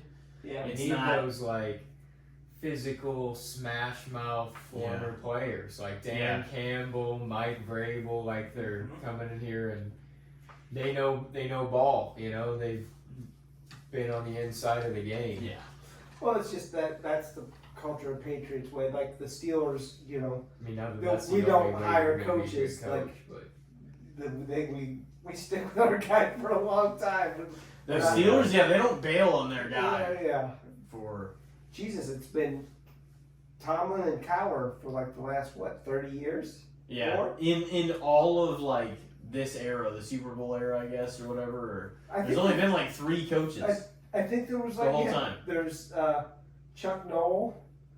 You had Cowher, Tomlin. I think there was one guy in between there, because Maybe it was Chuck Noll interim. was the 70s, so I think there was an 80s guy in between. Because I don't think Cowher was early 80s. He was more late 80s, 90s. Mhm. Because he was around for Roethlisberger. But yeah. the standard. I would say they should get maybe a little more time to develop, because it's just like if if it's obviously painful and horrible looking on the film,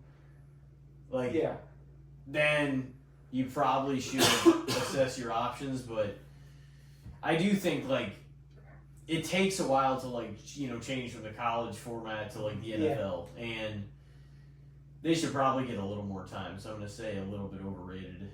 As far as the expectations being tied to instant gratification, but it's everything. People want immediate results, and if there's no excuse or we don't get that, we'll find somebody else that will, and we'll move off you fast. Which is what the culture is, Yeah.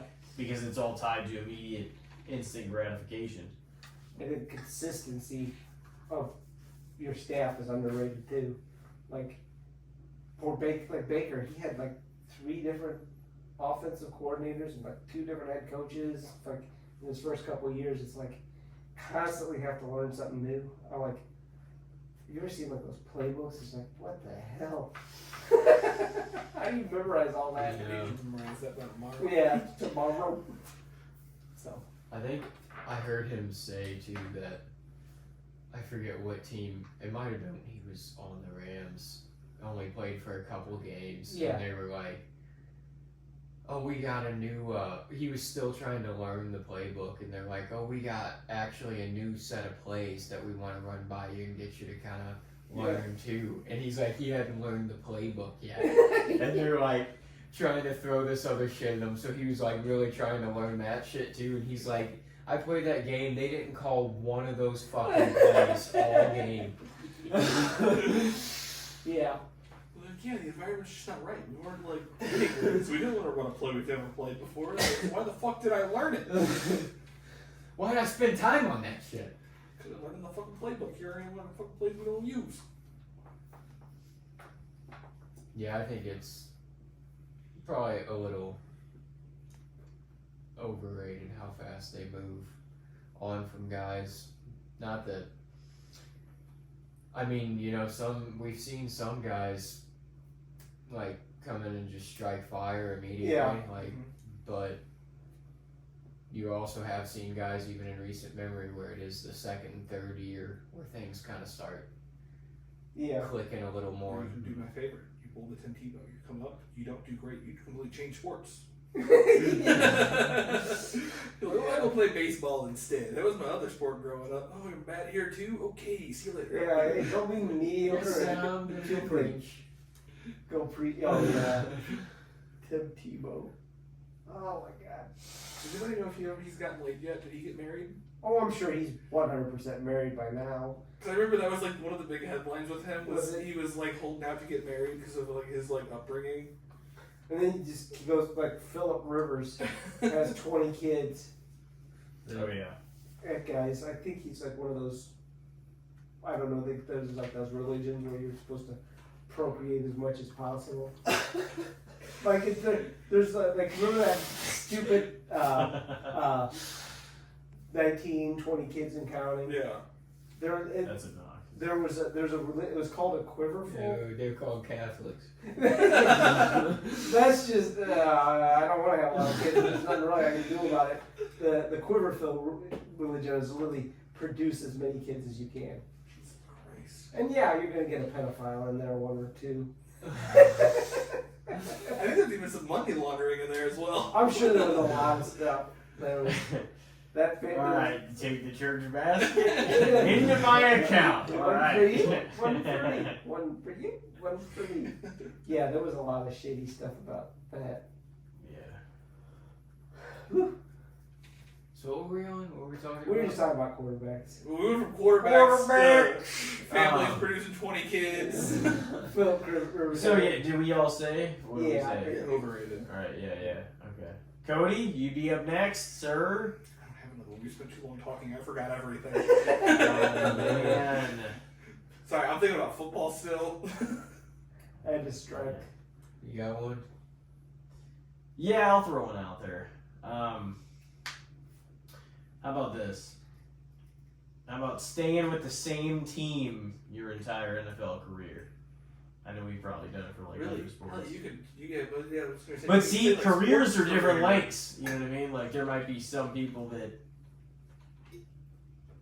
play a long time and switch teams multiple times. I think it's probably a little overrated because if you're fit there, that's fine. But a lot of people, like we were just saying, a lot of people find success elsewhere once you just get a new change of scenery. Mm-hmm. You know, like Get some different people to work with, get some new coaches. Yeah. You meld better with other people. we just think about like even coaches like Andy Reid went from the Eagles, or was it? Yeah, it was the Eagles. He went to Kansas City, and that completely changed the. He hadn't won a Super Bowl until he went to Kansas City, and then suddenly you got 3 of them. You're considered one of the best coaches of all time. He was a good coach before, but now you got a new set of scenery, and you're like, oh shit, this guy's great. When Stafford and Goff switched places, that worked out better for both of them, really. Yeah, I would really hope that Goff would get a championship. I got both of them on my fantasy teams. Like I got Goff in both, but I've been like It's just weary on when to start him and when not to. And I've got Drake May also, which is one of the big reasons he helped me this past week. Yeah, I'm glad I didn't put Baker in. I'm so glad I put Mahomes in. Yeah, dude, that son of a bitch evaporated my like big lead, and so I just hold out hope. Shakir, man, then he injured his leg. That I wished for. Yeah, that was fucked, man. oh See, god. he landed. Follow up on me. I was kind of disappointed. Oh, CD better fucking play something that. Bucky, I we don't- need Bucky. Jeez. I don't know if it'll help the Cowboys. He might come back. Is he supposed to be back this week? Right now it looks like Rashad White, like he'll be the guy, but I don't know for sure. We'll see. Here's what I will say. I think, like, quarterbacks, it's a lot harder for me to be like, oh, quarterbacks should be in one team their whole career. You don't see it as much anymore, you know, because, like, as a quarterback starts to age, teams kind of move on from him a lot of times. Yeah. They want that next new thing that doesn't produce. So they want the next new Especially thing. that within the NFL, that happens a lot. Like, sometimes you see in other positions, not even with like running backs a lot anymore. Like Larry Fitzgerald, he was a Cardinal his whole Mike Evans has career. been on the fucking Buccaneers through it all. So like yeah. wide receivers, it happens sometimes. You know, there's certain like linemen, defensive linemen, and offensive linemen that they'll stay on the same team their whole career. But Back to the Mike Evans. I think he wants to stay there. He doesn't want to go. yeah, I mean there Oh, yeah. are a lot of He'll there take are a whatever lot the of players. players that feel that way too. He loves that town, like that football program. He would like pay me whatever I'll be here. Yeah. Well, Florida has no income tax. That too. Oh yeah. That's Oh, yeah, why they're getting Tyreek paid. went there. Tyreek Oh, went yeah. to fucking Miami because it's like, oh, no income tax. It was like that group of guys like in Tampa is just dope. Like all of them, you know. I like it. But I think being a nice, good coach is overrated. Yeah. I think you need a little bit of a You need hard ass, a little bit of a guy that's like, he's not your buddy, it's your boss. You know? I think like Mike McDaniels. He wants to see results. Yeah. You know. You know, it's That's not about, hey, I'm proud of what we did out there. Why didn't the fuck we do better? Mhm. like, hey, I know you're trying, buddy. It's like, make the fucking passes. That's my favorite thing about watching college football games is you'll just see those coaches screaming. You may not be able to hear what they're yelling, but the headsets flying, the clipboards getting thrown, and they're like arms like this just screaming at people, and it's like, yeah, want more of that. What was it that the Cardinals coach yelling at the dude Oh yeah. that dropped the football before Jonathan Gannon and Amari DiMarcado. Yeah. That would piss you the fuck off. That would have sealed the game. Yeah. And he dropped that shit at like the half-yard line on a give me touchdown. You'd be like, you're messing with my job, dude. Like, Yeah, like I don't really blame him for having that reaction. He just grabbed him by the shoulder pads and like shook him and then like punched him in the chest. yeah, he got fined. Yeah. But I'm like, I'd rather see that than, oh, well, you'll do better next time. I swear to God, the next time I'm going to cut your head off. because like the hard ass guy, like in certain ways, if you don't have that fire, like the guy that's mellow, how is he gonna fire your team up if they're sucking? You know what I mean? Well, it's like At least the other guy like is gonna kick him in the ass and be like, all right, like get the, kind of shift the attitude and the culture of the team. that's what I think McDaniel's having such a hard time because he's like a Daniel nice really- guy. I mean, he is a football nerd. He's a stat guy. He knows the game. Like he knows ball, but he's just not really like He's the the very leader, friend that coach needs type. the big tough guy to come up and like make everybody pay attention. I to think him. he'd be a better offensive coordinator. Yeah. Be like, hey, coach, these guys aren't You doing think he's in over his head? I think the nice guy stuff is made it lost in the team because Yeah. if Tyreek was talking stuff, Well, and Tua's Tua's talking Tua's shit, likable, but he's also just not really the guy that's gonna like bring everybody together and take the team. Oh yeah, I he said feel like he's like. That's the thing, though. They're trying to do this like team meetings and stuff apparently, and some people aren't showing up. People are calling people out for it and stuff. It's like this is not. Oh, it's good. fucking. It's not a good. It's a environment. failing organization right now. Yeah. I would have said, Tua, I'll take more fucking lead if I can see you throw a fucking accurate pass 50 yards. Can you even get it that far? Like, he doesn't have the You arm know it's a strength. bad sign when they're taking Tariq off for an injury and he's smiling and clapping like he doesn't have to be out there. He's like, I'm done. Oh, man, I hope this Oh, thank God I don't got to be on this field anymore. I gotta go have 4 more kids too.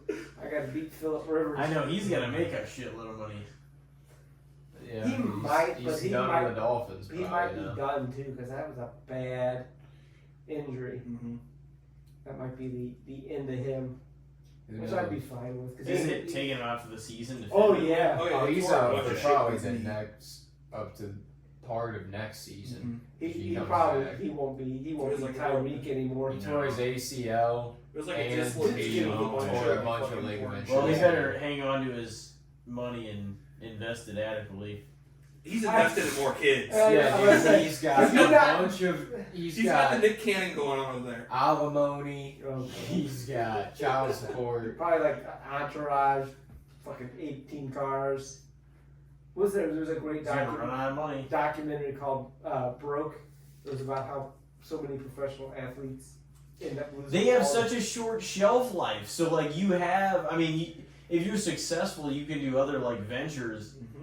but like if you're not, or if that's your main heyday, like you got to somehow make your money last, Well, that's because like that's why they go broke. that was what they're talking about. Even people that had like big contracts would go broke, Mm-hmm. and it's all like they used. I don't know if they still. They used to have like a financial person that would talk to them when they came into the league, Mhm. because like my favorite was like I think was it Roger Staubach. Like he played in the 70s, and he didn't make a ton of money, but he made a nice amount.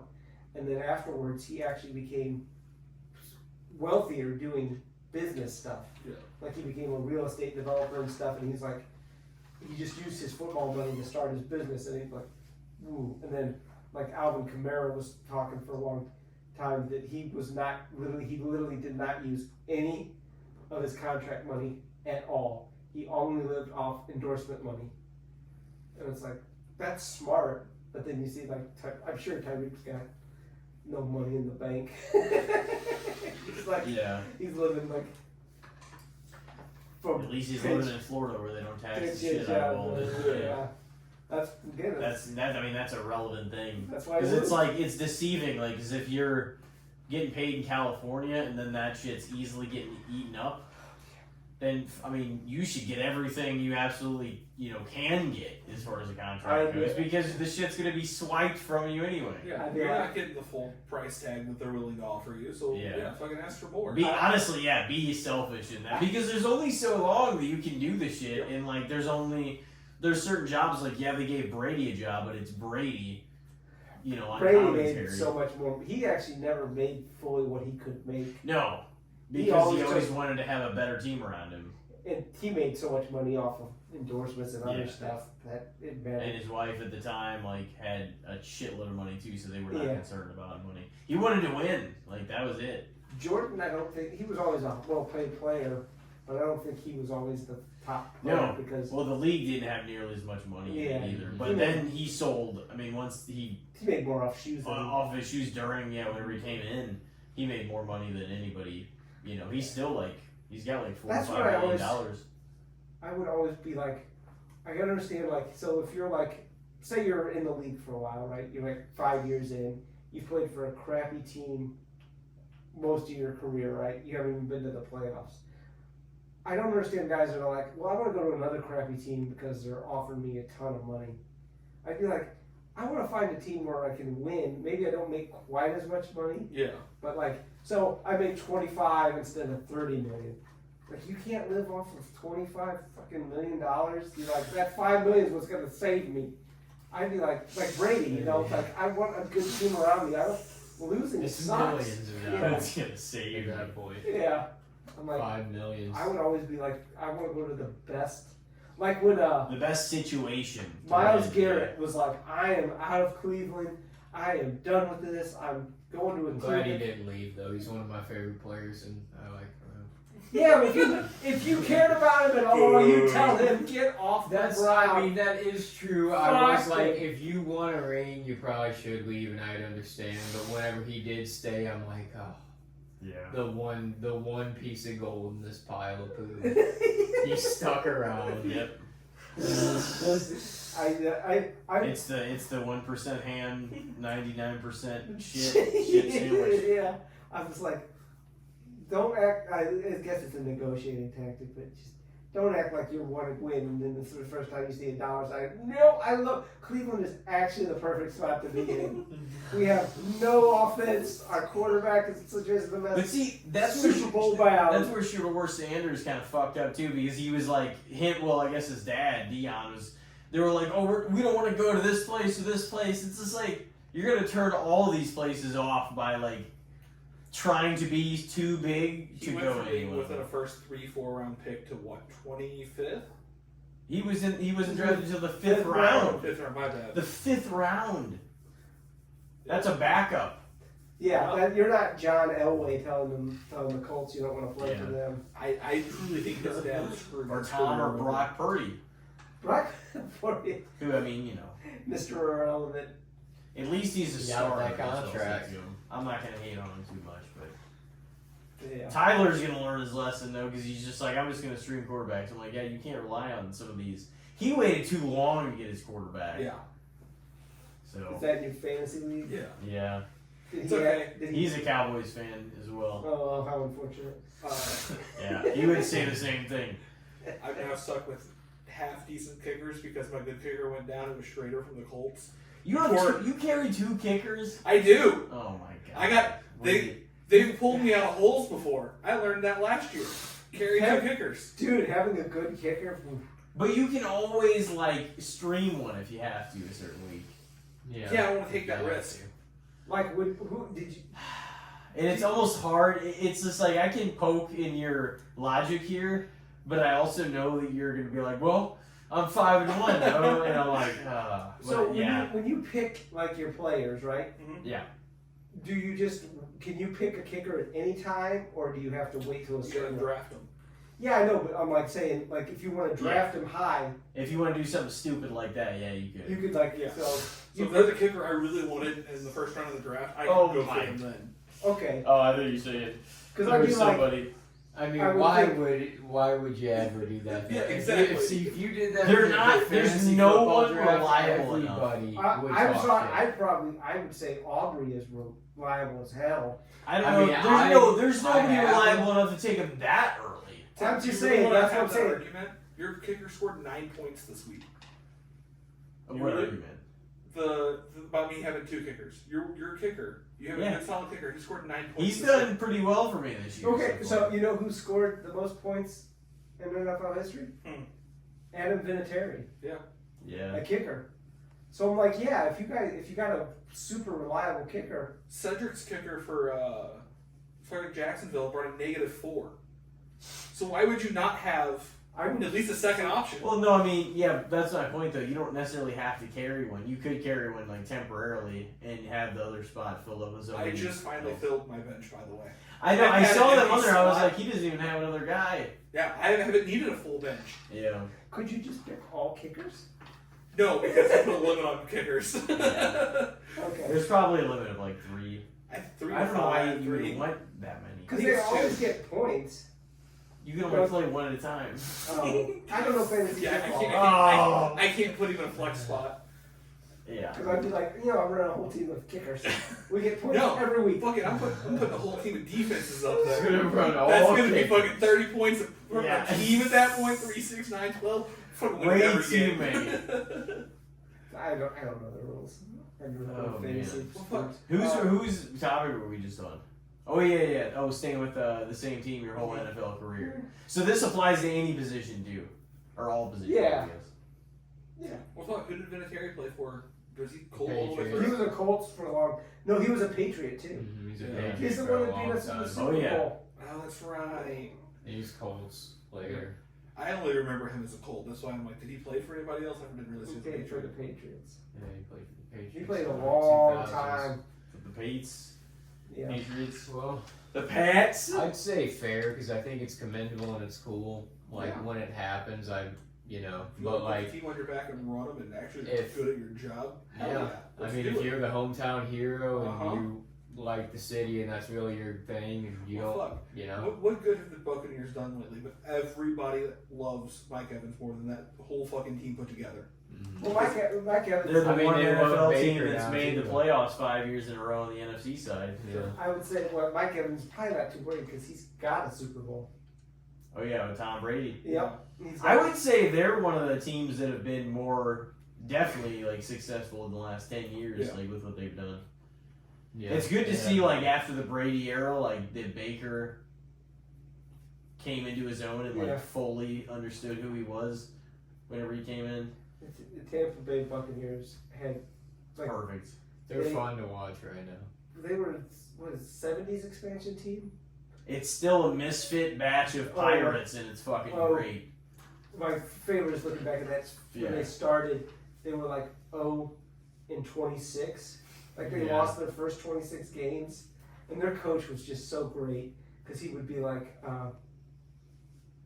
"Today we couldn't block, but we made up for that by not tackling." And then one time they asked about his team's execution, like of plays. They asked about the execution, and his response was, "I'm for it." Like, just kill the whole team. That's the guy that's like, I am just here for a Yeah, paycheck he at was this point. literally- There he was is just no like- hope. We suck, and we know it.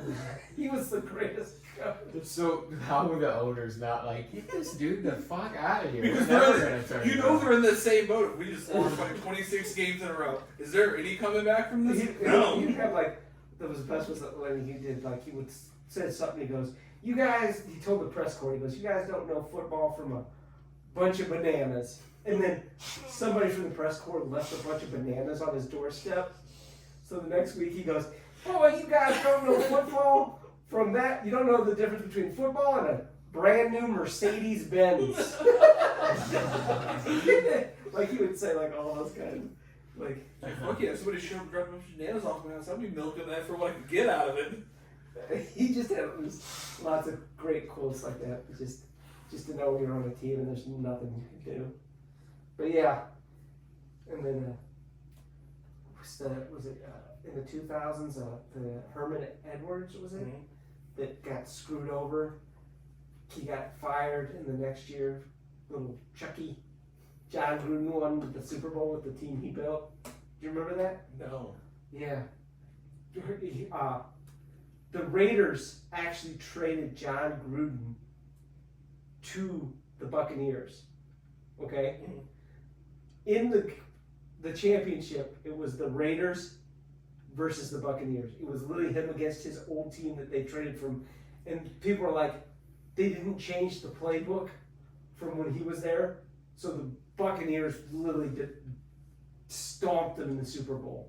That is hilarious. Now that being said, Buccaneers defense was like one of the greatest of all time at that point. Yeah.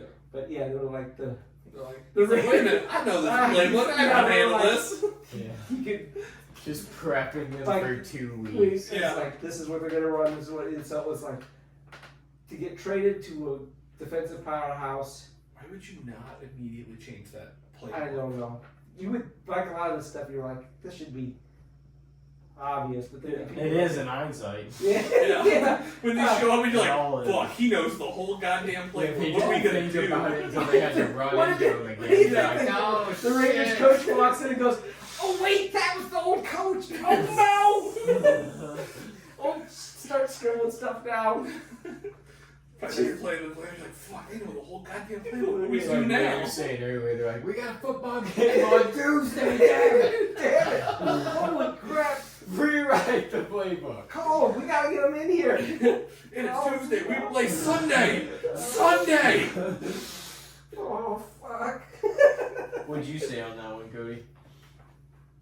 What was the question again? Stay with the team. Yeah, stay with the same team your whole NFL career. I think it's underrated. I mean, unless you're really doing good, I think it's underrated. I mean, if not, like, get the fuck out of there.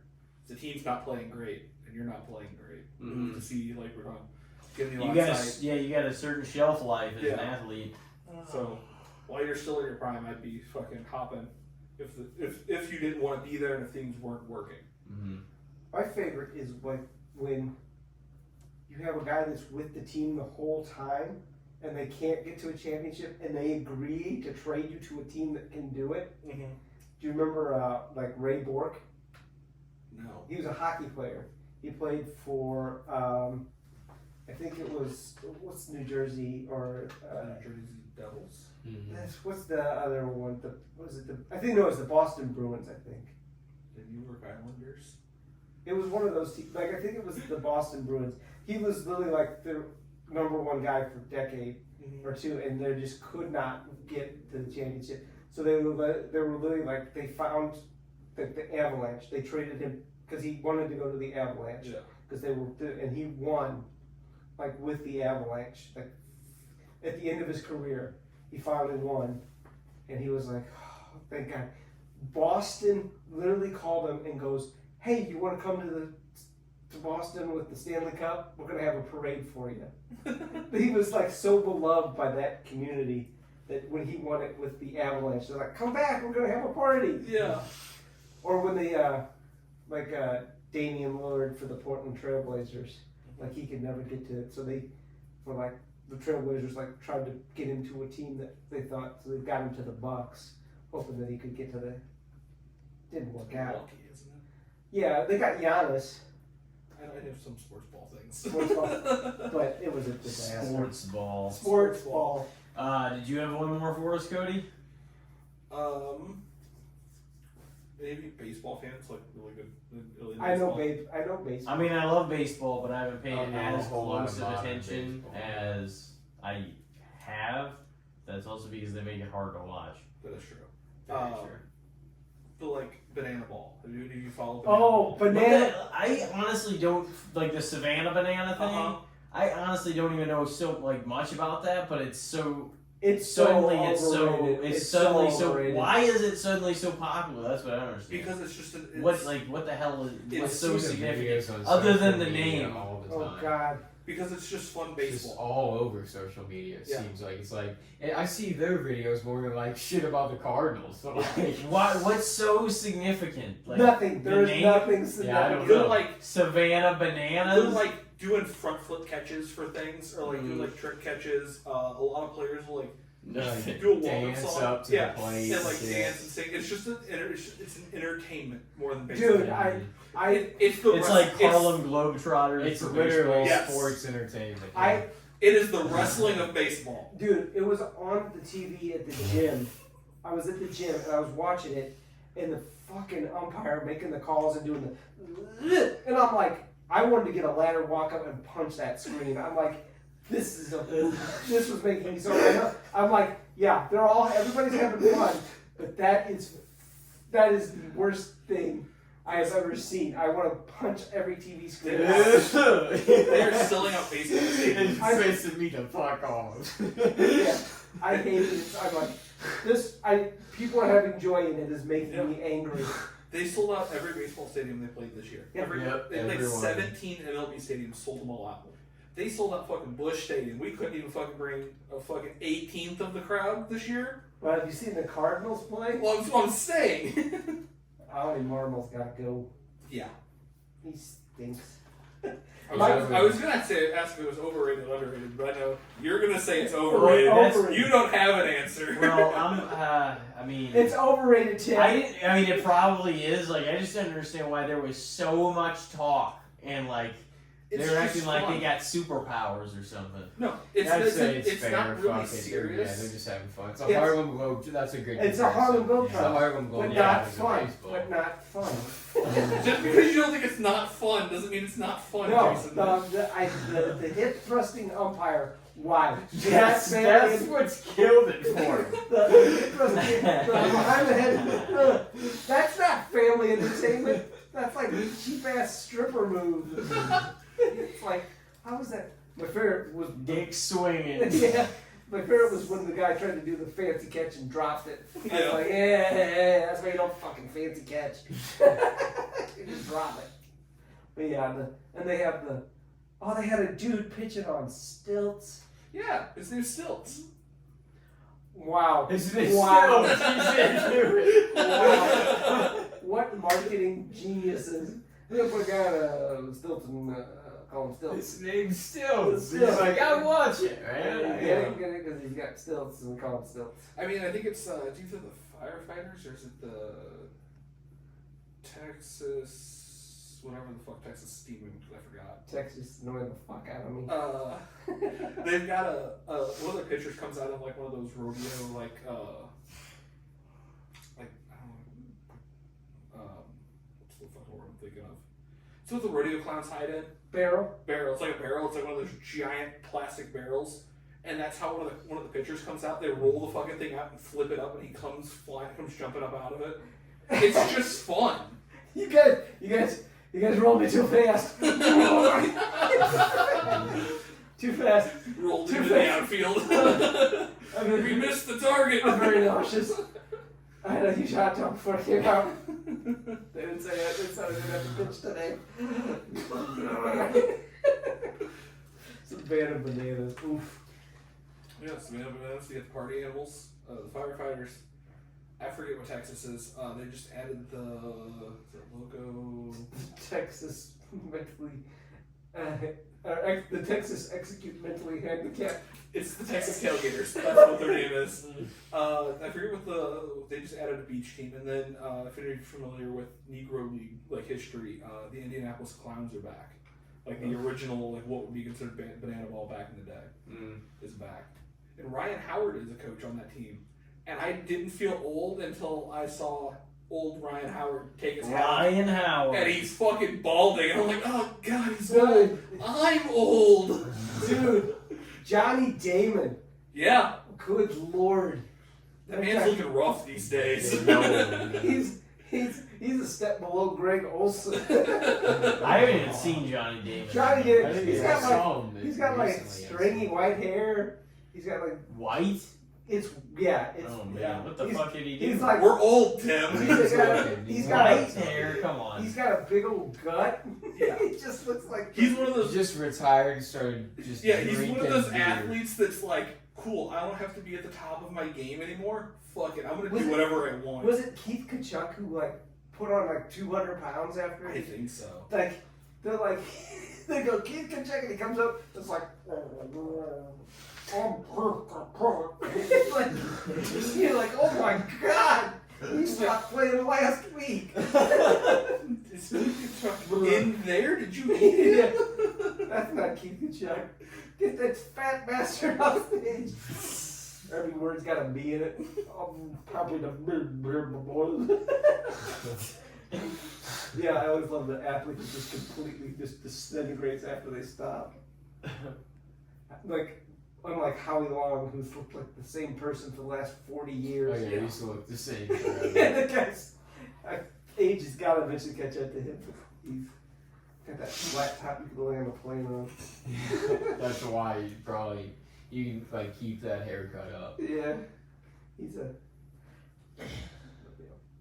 Yeah, Savannah Badass, get rid of it. Who's going to the Super Bowl this year, Jason? Who's going to the Early prediction. Who you got? God damn. Who's going to the World Series though? If you don't want Super Bowl. Can I have the teams that are in the playoffs, please? It's like it's only like Oh, Brewers, Dodgers, Dodgers and Mariners. Mariners, And Toronto. yeah. No, Toronto's going to get fucking beat. The Mariners I'm have already so sorry, won like Connor. 2 If you games. see this, I'm so sorry. I want I like the Mariners. I wish it'd be the Mariners and the Brewers. And Yes, the, I don't want to see the Yeah. Dodgers Yeah. have the chance of getting it. Neither one has ever won a World Series. Yeah, Mariners almost lost their team. Mhm. Like in the early. You remember the Montreal Expos? Oh God, yeah. They did, but they signed a 40-year deal in 1964 that they would only be around for 40 years, and then they're just like, oh, packed their bags and they took off. My friend from that is like the last game of the Expos. There was like 2,000 people there. People just didn't care. Yeah, because it was gone. The team was gone. There Yeah. was nothing they could do about it. And they were like, the baseball players, like, you could hear everything in there. You could hear like the players talking because it was so quiet. Because there was just nobody there.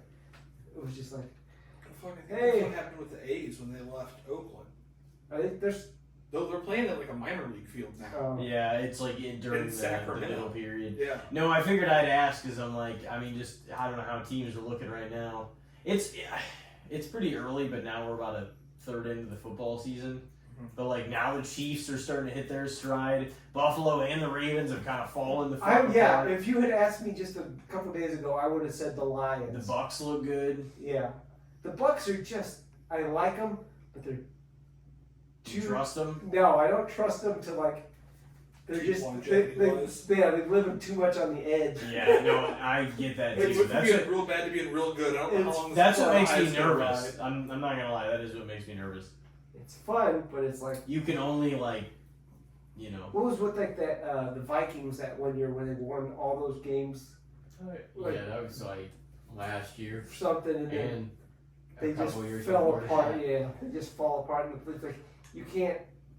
That's just not sustainable. No, When you run into yeah. a really good team, you can pull out some Playoffs are a different beast all the time too. playoff Lamar.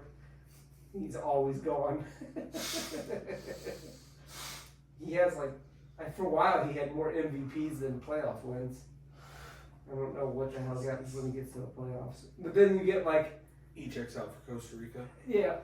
Joe Flacco is not a terrible quarterback, but okay. But then he hits the playoffs and suddenly he's good. You know. Yeah. How much longer is Lamar supposed to be out? Do you think? We'll be back after the bye. Because they'll Yeah. bye this week. Yeah, hopefully it shapes up. We'll see. It's God. been some messy football though lately, just with all the injuries and just. That's what I said. That it's like you can't. I don't know if I can pick a team that's like. I like that one team in that one state. They're doing real good. I think they'll go all the way. Well, it's not gonna be the Titans.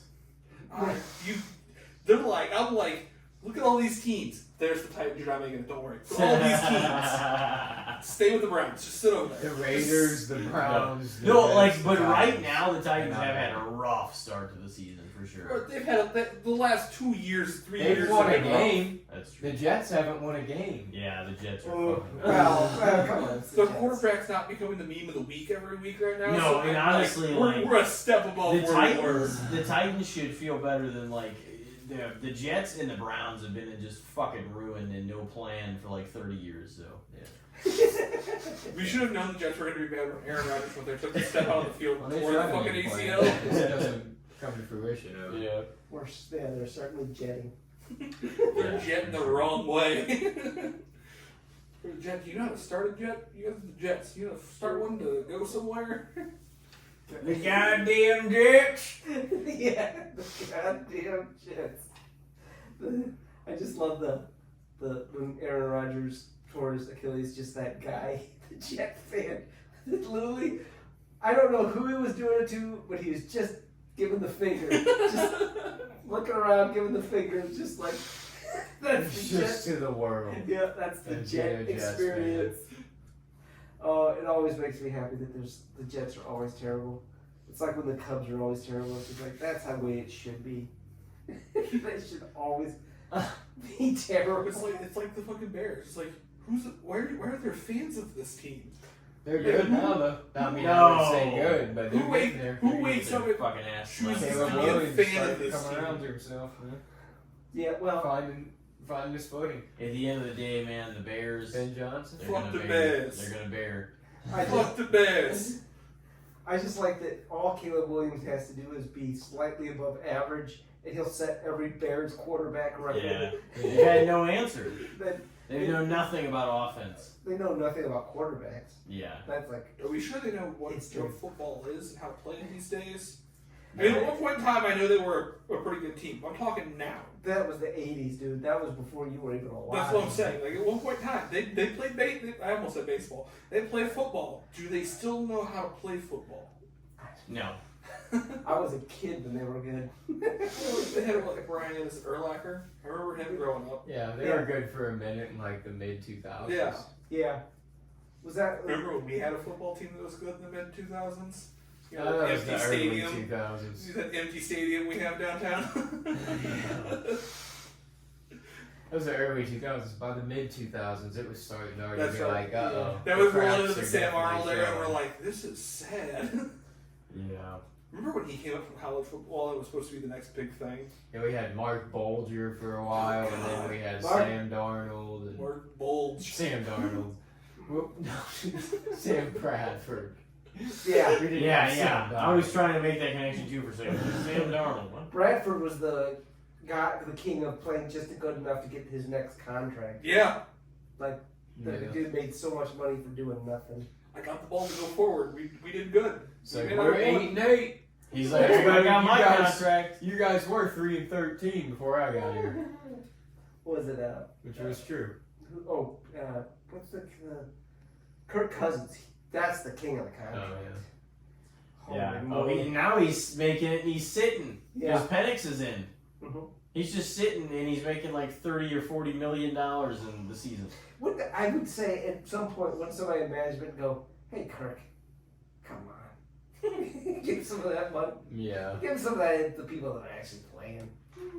Like you're not gonna play. Give some back to the team. when He's they're like tired, he's man. like a super financially responsible person. Like Yeah. he's probably has so much more money than he'll ever need, Yeah. and it's like, what the hell? Are you They doing? live a very like ordinary lifestyle, like him and his wife. Yeah, he's like talked about going into the financial sector after he retires. It's like, come on, you haven't done shit. Yeah, he's got to keep the he's got to be the opposite of Cam Scadbo. He's got to keep that brain in his head in the right shape. Yeah, I don't know if that is sustainable. Like No. the way he was playing the other night. I mean, it was effective, but like I know he's Speaking fun of- to watch, but he's like speaking a of being on battery the same ram. team your whole life, like if you don't have a long career, This always reminds me of that Family Guy when they bring out all the players. No, it was the South Park, and one guy's got his pants down. He's just like, because they're all brain damaged. What's he doing now? Looks like he's looking for his car keys, which is funny because he did not drive to the stadium today. It's like he gets. They're just all mentally deficient because they all have CTE. That's a good way to get it running head first into people. Fucking headbutting walls and shit. Like, have you seen the video of him in college? Yeah. The team's walking out. He's literally just fucking standing there, just headbutting a brick wall, and it's like, bro, Well, his you mom said good? when he was a little kid, he used to put on his older brother's shoulder pads and helmet and go outside and just run to the telephone poles as a little kid. Bro grew up with CTE. What do you mean he's gonna get it? Bro has advanced CTE now because he started at 6 years old. Yeah. well, I guess we're it's coming to that time for the wrap here. This historic milestone, episode 200. We did it. Cody Robbins, Jason Bailey coming back on after their appearance to Slasher Sessions tonight. Act 4. Anybody have any other words they want to bring to the table? Have a recommendation? What's next on everybody's horror list? What do you got? What do you got to watch next? If I don't get anything in tomorrow, it's going to be trick or treat on Thursday. Yeah. You guys go to the theater. Go see that. It's coming back in temporarily, yeah. Yeah. Yeah. I'm probably gonna try to watch some of those Shudder movies, like Night of the Reaper. I'll probably try to get to Clown in the Cornfield. I want to see that. I know you didn't like it, but No, I didn't like hate it. I was just like, it didn't really do anything for me beyond, you know, kind of like the template format of what a lot of horror movies, you know, are Yeah. like right now. Like, there's some good ones, but like, you We're know, also kind of running into a stalemate. If we know what the formula is, yeah. how often can we try Especially to if you change have- the formula, but not? Especially if you're rigid about your creative input. Yeah. yeah. I don't know if them having it as a book form kind of backhold that, and that may be a problem. Mm-hmm. And they're like, well, we can't create our own thing. There's a whole Yeah. 3-book like lineage type deal of this. There was fun kills in the movie. Like, I'm not acting like I didn't enjoy any, you know, whatever, Yeah. but it's like, you know. What the fuck's the clown's name again? I forgot. Friendo. Clown. Friendo. Yeah. Oh, yeah. Friendo. I'll try to. What's tomorrow? Wednesday. Yeah. I'm gonna try to get in at least. I'm off. I'm definitely going to try to watch some stuff tonight and tomorrow. I can't believe we ended up getting through, like, the rest of Freddy's Dead before we went on. That's because I asked what we were watching. And then you guys, we just all kept watching it, so I was like, I'm just going to leave it on then. I don't know. It's kind of like a car crash. You can't look away. Oh, yeah. No, and I figured that would kind of be a funny... Because if we were watching something too good, we'd been like, we got to, you know, get away from this. But it's just kind of like... Freddy's Dead was kind of funny. Yeah, I'm gonna continue with some of the series movies, but I keep popping in things of like even big franchises that I've never seen before. Like now, I've watched every Texas movie except for Leatherface, like that 2017 one. Mm-hmm. I know we watched that 2022 one a while back, and last year I watched the 03 one, the 06 one, and the Oh God, I second forgot one. about those. Yeah, those were pretty good. R. Lee Ermey, good. He's always That good second actor. one's mean. Yeah, That's like, those are rough. yeah. That was the But they're like style of the time. it's always like gritty chaos, like the Texas Chainsaw. Like everything looks a little bit rough, and like the camera work even is a little bit like grittier. Yeah. But yeah, those are different individual films than most of those other series are. I would say, like they're Well, that was the Platinum so Dunes different. era, because that was like mhm. the Texas Chainsaw, the Friday the 13th, that Nightmare on Elm Street that I refused to watch. The 2010 one? Yeah. You've seen it before though, haven't you? No, Really? I avoided it. You're not missing much. I know. No, you're not. It's not one of the Goddamn remakes. fucking dumpster fire. Yeah. So, It's a dumpster fire that a car has run into that's caught fire, and you can't look away. then the trash can came and accidentally dumped the trash on the fire. Yeah. It's definitely better than some other horror movies I've seen for sure. It's just Well, I can think of it'll never be yeah. like. Obviously, Robert Englund is Freddy not one of Krueger, the and better he is remakes. he is They what should probably just retire that after, because he's gone. He's not doing it anymore. They should just Yeah. that should be done for a long Freddy? time. Yeah. Yeah, maybe. Or at least find a better, like, make it better looking Freddy than they did for Well, the they tried to remake. make it more realistic. Is what the problem. But was. they use what's interesting about that is they made a lot of it like CGI face instead of practical effects. It's just like Yes. if you're going for more realistic, you should have him look not too. I didn't think Jackie Earl Haley did a bad job, honestly. He's not a bad actor, but I don't think he wanted to. He actually probably didn't want to do that. I don't part. think he was like a huge, No, not he- that you need a huge fan to do No. it anyway, because you need No. somebody that's in the right mind to do it. But like, From what I've heard, he didn't even see any of the movies. yeah, He had already been cast, and he was really on the set before he watched any of them. Like I think he Yeah. watched the first one, and that was it. Which is, I guess, if you were like, I want to do something different, Yeah. but I also think he watched it and was like, I don't watch like the this. source material to kind of know what's going on and Yeah. how to act. Like, okay, how can I spin my own way into this? yeah. Not, I'm gonna be. This is the Matthew McConaughey thing from earlier. I'm just gonna be me. I'm gonna wing it on a movie